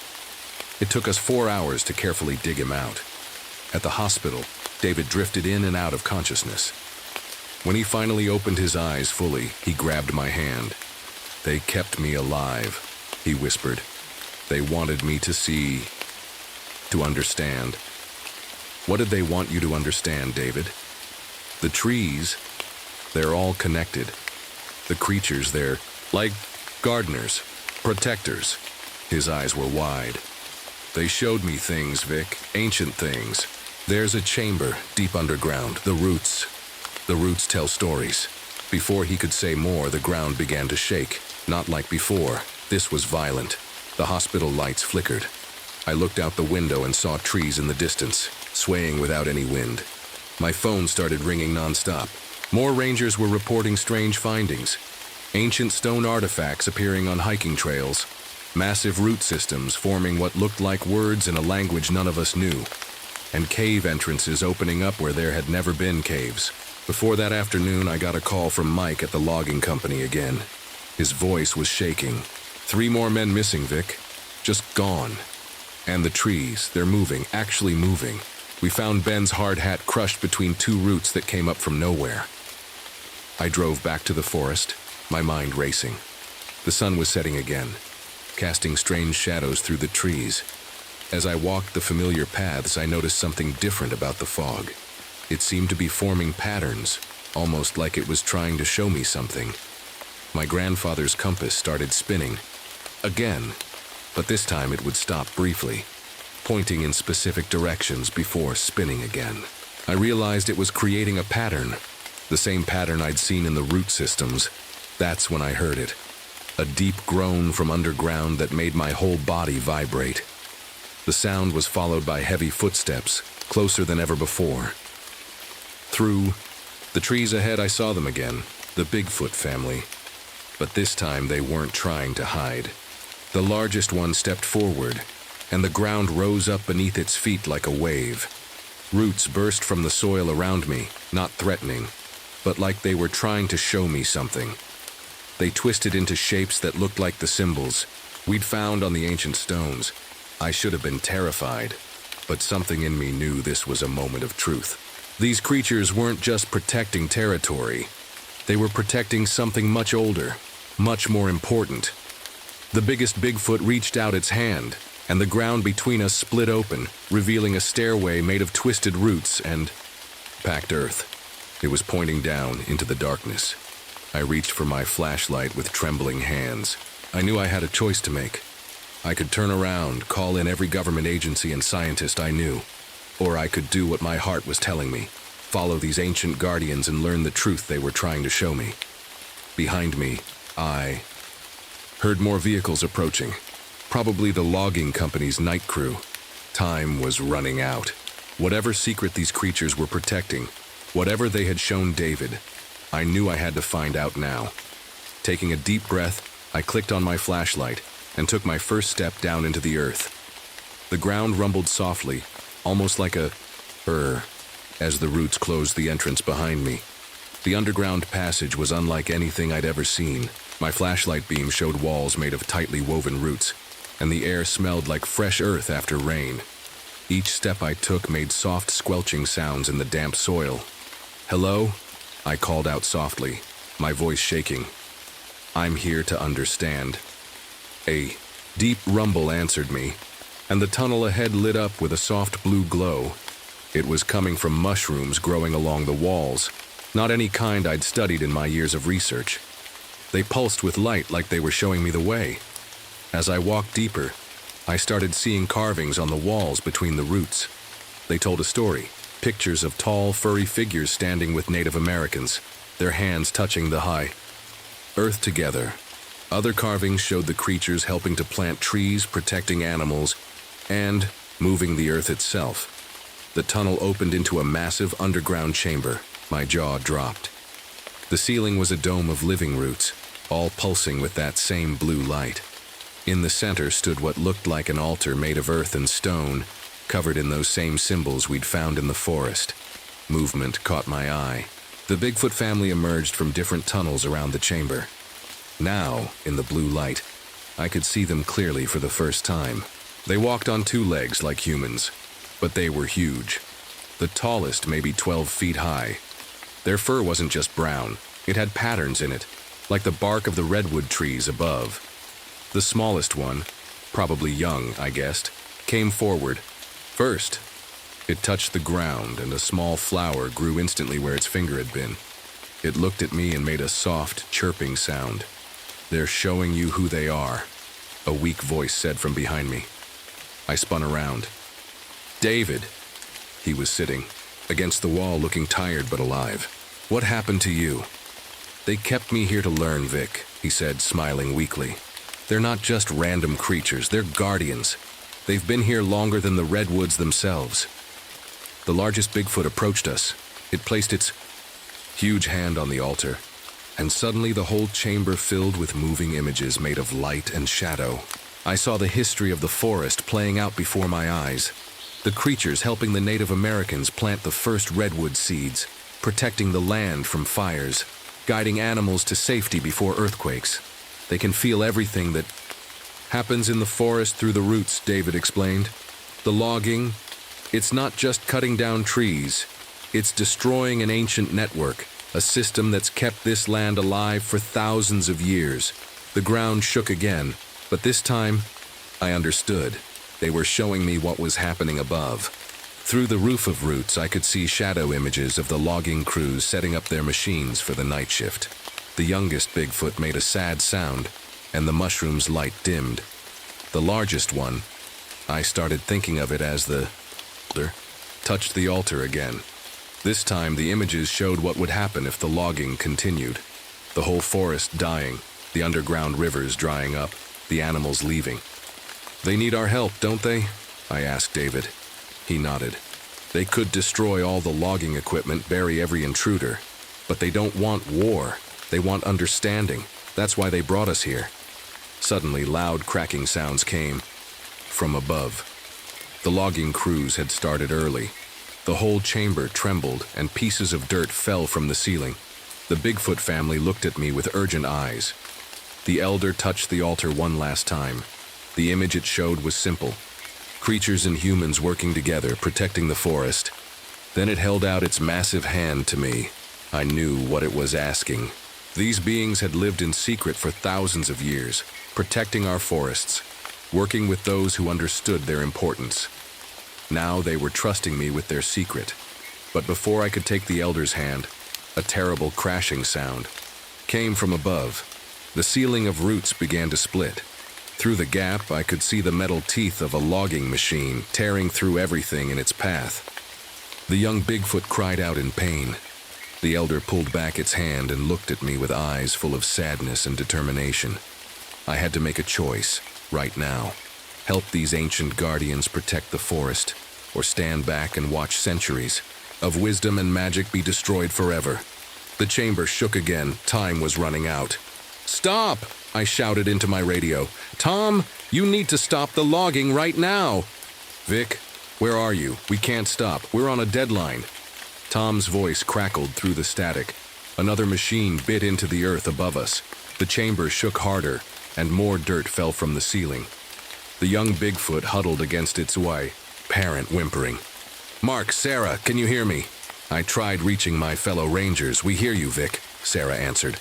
"What's going on? The whole forest is shaking." "Get everyone out of the logging zone. Now. It's not safe." I looked at the Bigfoot elder. "I'll help you, but we need to make sure no one gets hurt." The elder nodded and placed its huge hand on the ground. The earth rumbled, but gently this time. Through the gaps in the ceiling, I saw roots beginning to move above ground, slowly pushing the logging machines back. "What the—" I heard Tom shout through the radio. "The ground is moving. Everyone, get out." But one machine kept going, its driver either too stubborn or too scared to stop. Its blade cut deeper, right into the chamber's ceiling. A massive root crashed down, nearly hitting David. "We have to get out of here." I helped David to his feet. But as we turned to leave, we saw other rangers climbing down through the holes in the ceiling. "Vic, we got your message," and Mark's voice trailed off as he saw the Bigfoot family. "Oh my God." "Don't be afraid," I said quickly. "They're protectors. They've been guarding this forest for thousands of years." More roots crashed down. The elder made a deep, worried sound and pointed to the altar. Cracks were spreading across. "The altar is the heart of their power," David explained weakly. "If it breaks..." A terrible cracking sound filled the air. The last logging machine had hit something vital. The ceiling was caving in. "Everyone out!" I shouted to the Rangers. But as they scrambled toward the exits, the tunnels began collapsing. The Bigfoot family moved fast. The elder and its mate pressed their hands to the walls, trying to hold back the cave-in. The young one ran to help trapped Rangers, lifting fallen roots with incredible strength. "Vic!" David suddenly pushed me hard. I fell forward just as a huge section of the ceiling crashed down where I had been standing. When the dust cleared, I couldn't see him anymore. "David, David!" I screamed, trying to dig through the fallen earth. The elder made a sound like thunder and raised both arms. The whole chamber groaned. Roots shot out of the walls, weaving themselves into a net above us, holding back more falling debris. But the altar was still cracking.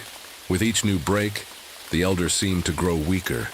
The young Bigfoot rushed to the altar, placing its small hands on it, trying to help. I looked at the radio in my hand, then at the scared faces of my fellow Rangers, and finally, at these ancient creatures fighting to save us all. I knew what I had to do. I grabbed my radio. "This is Head Ranger Victoria Palmer. I am declaring an emergency evacuation of the entire logging zone. This is not a drill. All personnel must leave immediately. The ground is unstable due to..." I took a deep breath. "Due to an ancient underground structure we just discovered. This site is now under federal protection for archaeological study." The elder's eyes met mine. In them I saw thousands of years of watching, waiting, protecting. It nodded slowly, but we weren't safe yet. The chamber was still falling apart, and somewhere in the rubble, David was buried. The young Bigfoot looked at me and pointed to a faint light coming from a corner we hadn't noticed before. The elder was still holding up the ceiling, but it couldn't do it forever. We had minutes, maybe seconds, to make our escape and save David. If we could save him at all. The young Bigfoot led us through a narrow tunnel, using its powers to hold back falling earth. My flashlight beam bounced off the walls as we ran. Behind us, we could hear the main chamber crumbling. "Mark, Sarah, help me look for David," I called out. "He has to be here somewhere." A weak cough answered us. "Over, here." We found David trapped behind a wall of roots and dirt. He was alive, but his leg was pinned under a heavy stone. The young Bigfoot rushed forward, but stopped suddenly, making a worried sound. "The stone," David gasped. "It's connected to the altar, if we move it wrong." A deep rumble shook the tunnel. The elder's voice echoed through the ground, a sound of warning. The ceiling was starting to crack again. "We're running out of time," Sarah said, her voice shaking. The young Bigfoot touched the stone gently, then looked at me with sad eyes. It made a series of gestures, pointing at the stone, then the cracking walls, then up toward the surface. "I understand," David said weakly. "The stone is part of the altar's power. If it breaks the wrong way, the whole system could collapse," I finished. "The tunnels, the roots, maybe even the trees above." Another crash from the main chamber. The elder's roar vibrated through the ground. They couldn't hold it much longer. "Go," David said. "All of you. I've seen what these creatures can do. If that altar breaks wrong, it could take down half the forest." "No." I started digging around the stone. "There has to be a way." The young Bigfoot suddenly stood very straight. It made a soft cooing sound, and its parent, who had been helping the elder hold up the chamber, appeared at the tunnel entrance. What happened next moved so fast it felt like a dream. The parent Bigfoot pressed its hands against both walls of the tunnel, and new roots grew instantly, making a strong ceiling. The young one touched the stone trapping David, and the earth around it softened like clay. "Pull him out!" I shouted. Mark and Sarah grabbed David's arms while I helped lift his trapped leg. But as we freed him, the stone shifted. A horrible cracking sound filled the air, different from before, deeper. The young Bigfoot screamed. The parent Bigfoot scooped all of us up in its huge arms and ran. Behind us, the tunnel was collapsing, but differently now, like the earth itself was changing. We burst out of a tunnel opening into the night air. Other rangers and logging crew members were standing around, staring at the ground that was moving like waves on water. The elder erupted from another tunnel, just as the entire center of the logging zone sank into itself with a sound like thunder. Trees tilted but didn't fall. Their roots were being held by something deep underground. When the dust settled, the logging zone was gone. In its place was a gentle depression in the earth, already sprouting new growth. The altar's power had changed the land, but the Bigfoot family had controlled it, kept it from destroying everything. The elder walked to the edge of the sunken ground. It pressed one huge hand into the earth, and a ring of mushrooms grew, the high, same blue glowing ones from the tunnel. They formed a perfect circle around the transformed land. A warning, David said as we helped him stand. And a boundary. The young Bigfoot came to me and held out its hand. In it was my grandfather's compass, which I'd dropped during our escape. The needle wasn't spinning anymore. It pointed straight. At the elder, the three creatures stood together at the edge of their new boundary. The elder pointed at me, then at the compass, then at the forest. The message was clear. We were all guardians now. They turned to leave, but the young one ran. Back, it touched the ground at my feet, and a small redwood sapling grew there in seconds. Then it looked at David and touched his injured leg. The swelling visibly went down. "Thank you," I whispered. The Bigfoot family melted into the darkness of their... The ground rumbled one last time. A soft goodbye. 3 months have passed since that night. The logging company never came back. How could they? The official report calls it a geological anomaly, a sudden sinkhole that made the area too unstable for heavy machinery. David recovered fully, though he now walks with a slight limp.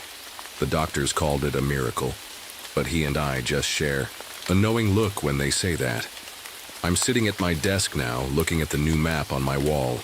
The former logging zone is marked as a protected cultural heritage site.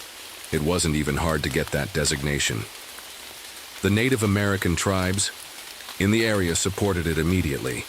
They never seemed surprised by what happened. The blue mushrooms still glow at night, forming their perfect circle. No one can explain them. They're not in any science book. Tourists sometimes try to pick them, but new ones grow back by the next. Nightmark and Sarah stayed on as rangers, though they don't talk much about what they saw. But on quiet nights, when we're doing our rounds, they always stop at the boundary and listen. Sometimes, if you're really quiet, you can hear deep footsteps in the distance, or feel the slightest tremor under your feet. The young redwood sapling the little one planted is already taller than me. Scientists have come to study it, amazed by its growth rate. I haven't told them I sometimes see roots moving by themselves around it at night, like gentle hands tending a garden. My grandfather's compass sits on my desk now. It works normally most of the time, but sometimes, when I'm walking in the deeper parts of the forest, it still spins and points to things I can't see. I take it as a reminder, a message. There are still mysteries in this world, and some of them are meant to stay mysteries. Last week I found big footprints near the stream where we get our drinking water. They led to a spot where the water had been getting polluted from old trash. When I went back the next day, the stream had somehow changed its course, flowing clean and clear around the pollution. The loggers' equipment they lost was never found. Sometimes I wonder how deep it's buried, or if it's even still in one piece. The earth has many ways of recycling what it doesn't need. David and I are writing a book about redwood ecosystems, carefully leaving out certain details. But we've included a chapter about the traditional Native American beliefs about forest guardians. Some truths can only be told as stories. Tonight, as I finish up my patrol, I stop at the glowing mushroom circle. The moon is full, and the fog is rolling in thick. My compass needle spins once, then points deep into the forest. In the distance, I hear a soft sound, like a child's laugh, but deeper, wilder. I smile and turn toward home.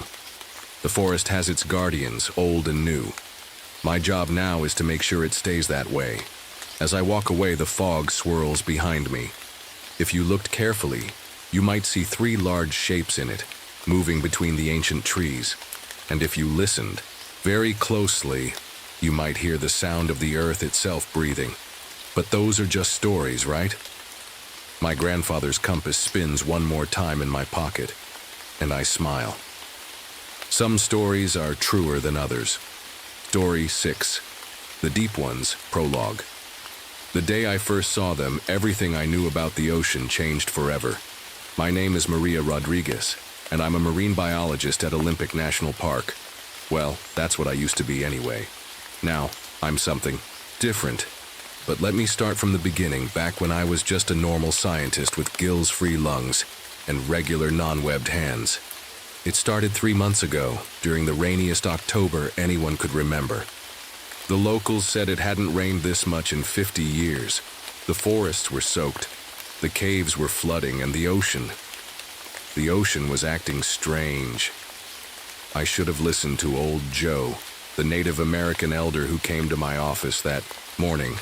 His weathered face was serious as he told me about the ancient warnings, about things that lived in the deep waters off the Olympic coast, things that weren't meant to be disturbed.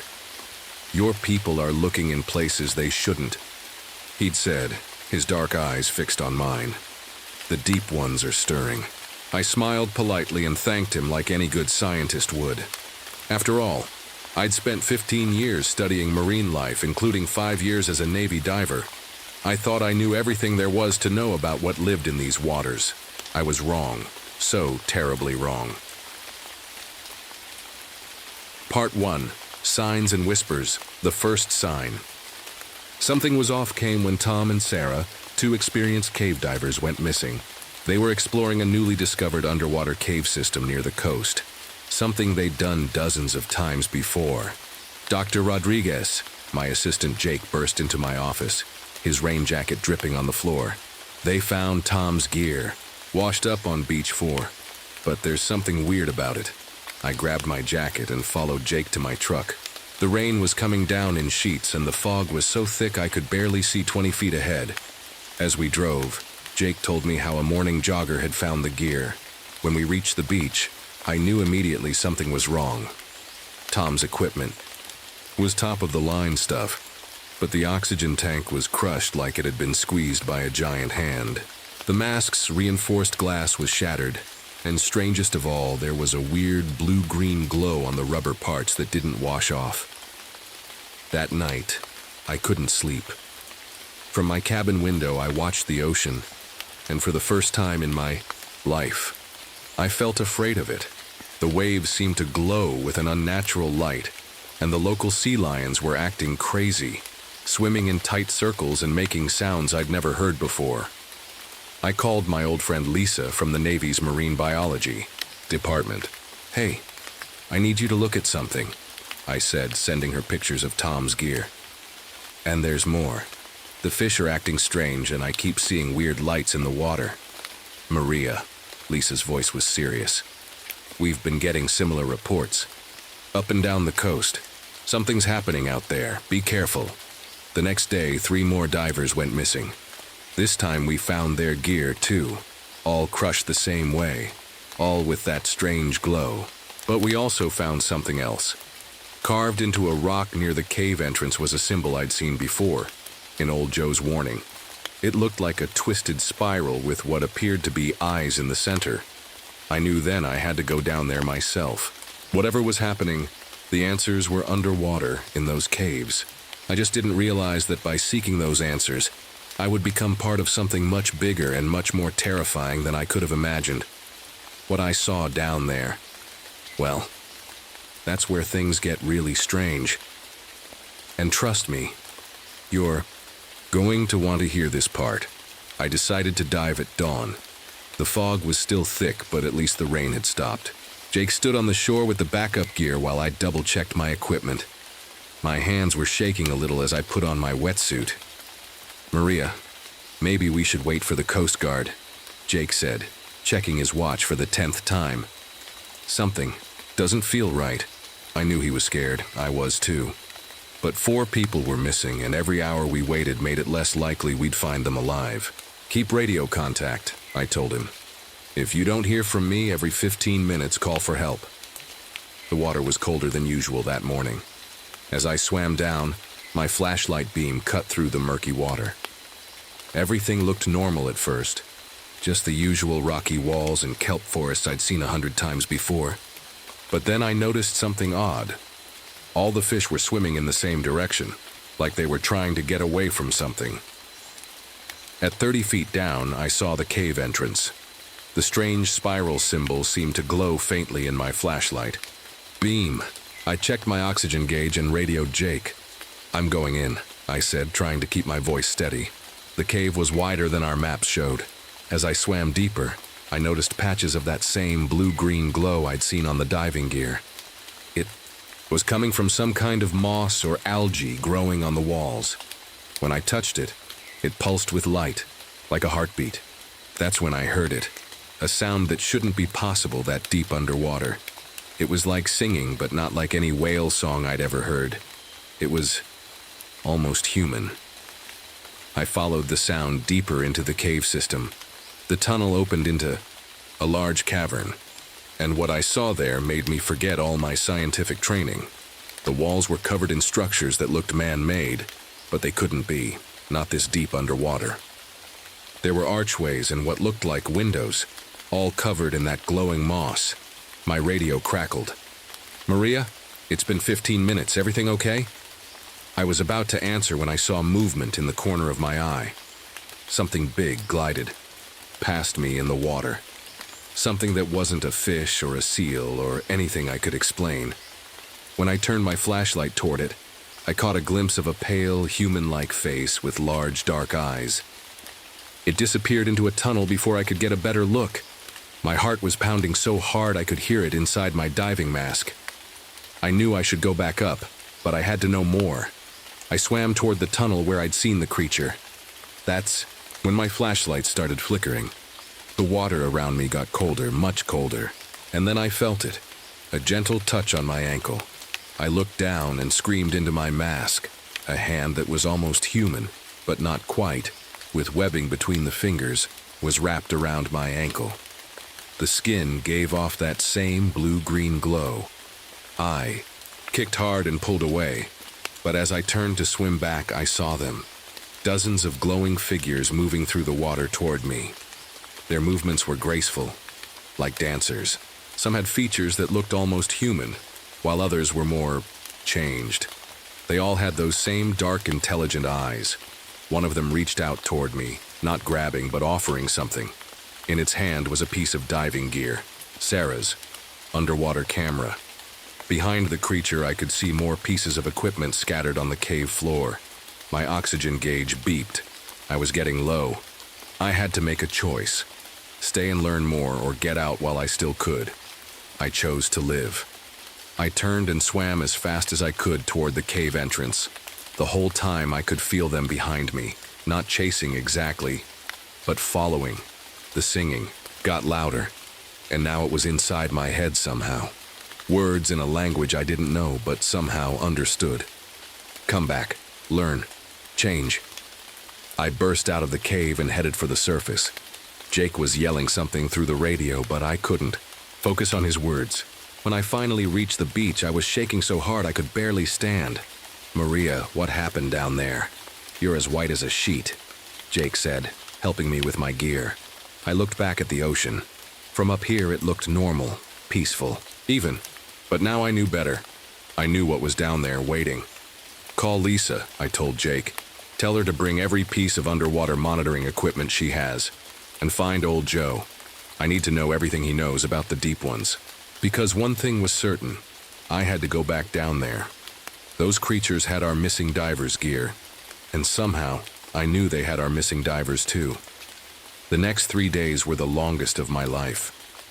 While Lisa drove up from San Diego with her equipment, I sat with old Joe in his small house near the beach, listening to stories that suddenly didn't sound so crazy anymore. "The deep ones were here before us," he said, showing me old drawings that looked exactly like what I'd seen. They didn't leave. They just went deeper. When Lisa arrived, her face was serious. "You won't believe what we've picked up on our sensors," she said, spreading out papers on my office desk. "There's a huge structure down there, bigger than anything that should exist at that depth. This time we planned the dive carefully. Lisa set up monitoring equipment on the beach. Jake and 2 other divers would stay near the cave entrance. I would go in with a special camera and a new radio system that could work deeper underwater. Joe grabbed my arm before I went in. "Remember," he said, "if they show you their city, they want something from you." The water felt different this time, warmer, almost welcoming. The glowing moss on the cave walls seemed brighter, lighting my way like underwater stars. I found the big cavern again, but this time I didn't stop. I followed the tunnel where I'd seen the creatures disappear. The singing started again, but now it didn't scare me as much. It was like it was guiding me. The tunnel opened into something that took my breath away. A city, an actual city under the ocean. Buildings made of stone and coral rose up from the sea floor. That blue-green light was everywhere, making patterns that looked like streetlights. Fish swam through what looked like roads and alleys, and there were the deep ones, hundreds of them. Some swam between the buildings, while others seemed to be working in gardens of strange underwater plants. They moved with such grace, their glowing skin lighting up the water around them. My radio crackled. "Maria, your vital signs are going crazy. Are you okay?" Before I could answer, 3 of the creatures swam up to me. The one in front looked more human than the others. I somehow knew it was a she, reached out her webbed hand and touched my mask. Suddenly I could hear her voice in my head, clear as day. "Welcome, Maria, we've been waiting for you." I nearly dropped my camera in shock. "You know my name? We know many things. Come, see where your friends are." She led me through the underwater city. Other deep ones watched as we passed, their dark eyes curious. We came to a large building that looked like it was made of spiral shells. Inside, I saw something that made my heart stop. Tom and Sarah were there, alive but changed. They had the same glowing patches on their skin that the deep ones had. When they saw me, they smiled. Their eyes were different, larger, darker. "They're adapting," the deep one explained in my mind. "Like the others before them. Like you will." "What do you mean?" I asked. But I knew. I could feel it already. The water didn't feel cold anymore. My diving suit felt too tight in strange places. "Your kind keeps coming into our waters. Most can't survive here. But some, like your friends, are special. They can change, become like us." That's when I noticed something else. On a raised platform in the center of the room was what looked like an ancient stone tablet. The markings on it matched the symbol at the cave entrance. "What is that?" I asked. "The warning and the invitation." "The seas are rising, Maria. The world above is changing. We offer a way to survive." I felt a tingling sensation on my neck. When I touched it, I felt small bumps like skin growing in a new way, like the beginning of gills. My radio burst to life. "Maria, there's something happening with the tides. You need to get out now." I looked at the deep one. "What's happening? The change is coming sooner than we thought. Stay with us, Maria. Help us protect both our worlds." I had to make a choice, the biggest choice of my life. But before I could answer, I felt the water begin to move in a way that wasn't natural, a current that shouldn't be there, and I knew something very big was about to happen. The deep one's eyes met mine. "Time to choose, Maria, but choose quickly." The rumbling in how. The water got stronger. Whatever was coming, it was coming fast.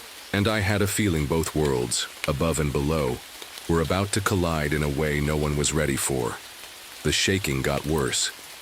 Bits of rock started falling from the underwater city's ceiling. The deep ones around us began swimming in patterns, their glowing bodies creating circles of light in the dark water. "Your friends on the surface," the female deep one spoke in my mind. "They need to move away from the shore, now." I grabbed my radio. "Jake, get everyone off the beach, get them to high ground." "What? Why?" His voice crackled through static. "Just do it, trust me." I watched as Tom and Sarah swam to me. Their movements were different now, smoother, more like the deep ones. The webbing between their fingers had grown larger, and their eyes seemed to glow in the dark water. "It's not as scary as it looks," Sarah said, her voice somehow carrying through the water. "The change. It's like waking up from a long sleep." My neck was burning now. When I touched it again, the bumps had become slits. Gills. I could feel them moving, trying to work. My diving suit felt tight around my fingers where webbing was starting to grow. "What's happening to me?" I asked, trying not to panic. "Your body is adapting," the female deep one explained. "But you must choose to accept it. Fight it and you'll die. Accept it and you'll survive what's coming." The rumbling got louder. Through a huge window in the building, I saw something that made my blood run cold. A massive crack was opening up in the ocean floor. Dark water, darker than anything I'd ever seen, was pouring out. "The earth is shifting," Tom said. "The deep trenches are opening. When that water hits the surface," I understood. "It would cause waves bigger than any tsunami we'd ever seen. The entire coastline would be underwater." "Help us," the female deep one said. "We can save some of them. Not all, but some. Like we saved your friends." My radio crackled again. "Maria!" The Coast Guard's picking up weird readings. "Something's happening with the ocean floor. What's going on down there?" I looked at my hands. The webbing was growing faster now. I could feel my lungs changing, adjusting. Part of me wanted to swim, up to get away from all this, but I knew there was no going back, not anymore. "We need to get to the breeding grounds," Sarah said.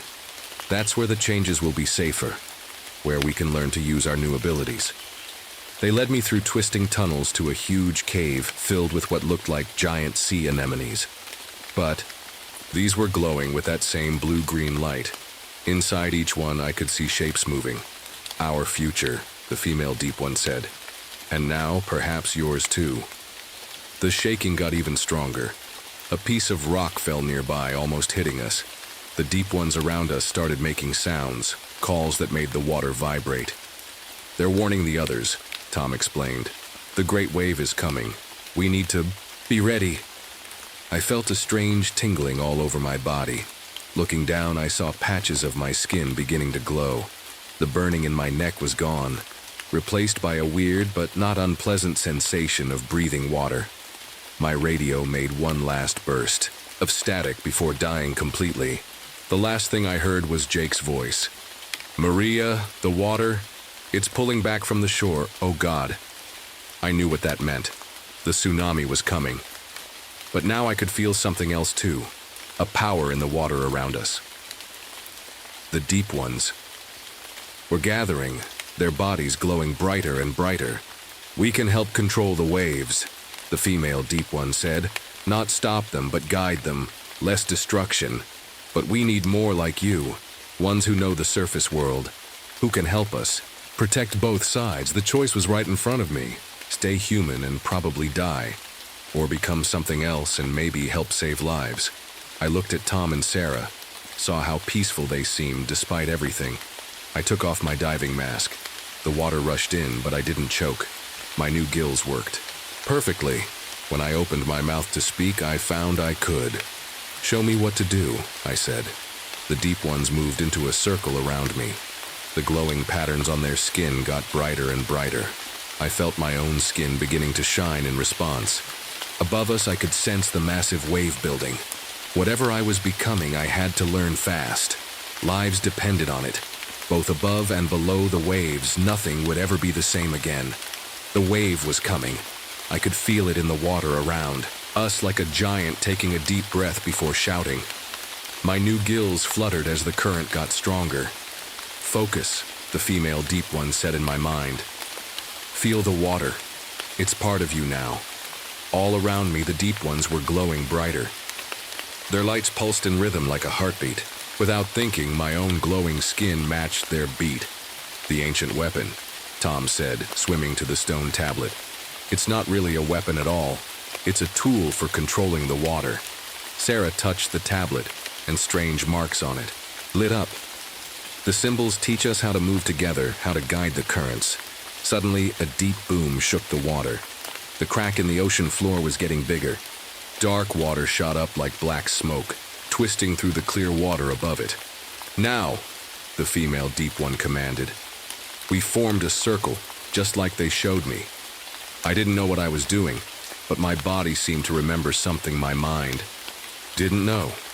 When we moved our arms, the water moved with us. Through my new senses, I could feel the giant wave building above us. It was bigger than anything I'd ever imagined, tall enough to swallow whole towns. "Jake," I whispered, hoping he'd gotten everyone to safety. The deep ones started humming. The sound traveled through the water in waves of its own, making the glowing moss pulse brighter. The stone tablet in the center of our circle began to float, spinning slowly. "The wave comes in 3 parts," the female deep one explained quickly. "We can't stop them, but we can split them, make them smaller." The first wave hit. Even deep underwater, we felt it pass over us like a giant hand pressing down. The current tried to break our circle, but we held on. I don't know how to explain what happened next. We moved together, our bodies glowing so bright it hurt to look.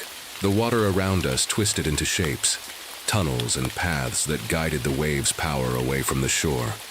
Through a gap in the cave ceiling, I saw the second wave coming. This one was darker, filled with sand and rocks from the deep water. But now I knew what to do. We all did. "Push it sideways," Sarah called out, "like they showed us." Our circle tightened. The tablet spun faster, its symbols leaving trails of light in the water. When the wave hit, we were ready.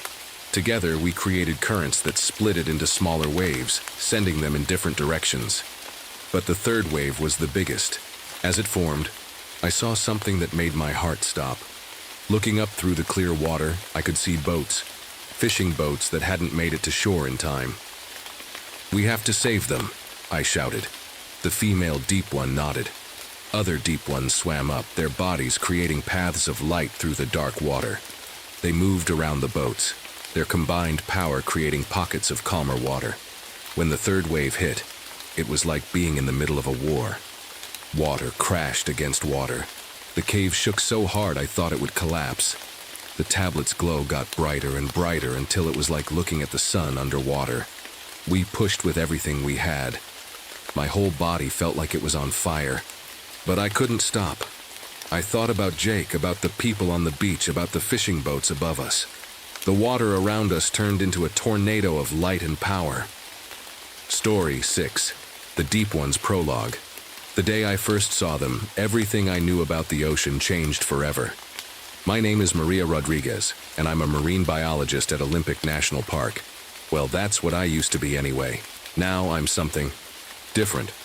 But let me start from the beginning, back when I was just a normal scientist with gills-free lungs and regular, non-webbed hands. It started 3 months ago, during the rainiest October anyone could remember. The locals said it hadn't rained this much in 50 years. The forests were soaked, the caves were flooding, and the ocean was acting strange. I should have listened to old Joe, the Native American elder who came to my office that morning. His weathered face was serious as he told me about the ancient warnings, about things that lived in the deep waters off the Olympic coast, things that weren't meant to be disturbed. "Your people are looking in places they shouldn't," he'd said, his dark eyes fixed on mine.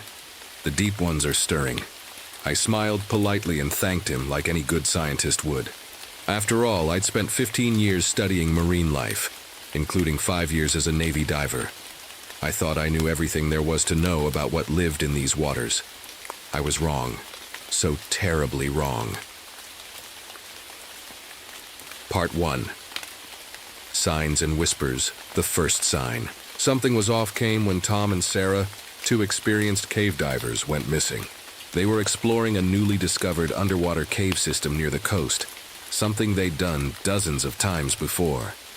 "Dr. Rodriguez," my assistant Jake burst into my office, his rain jacket dripping on the floor.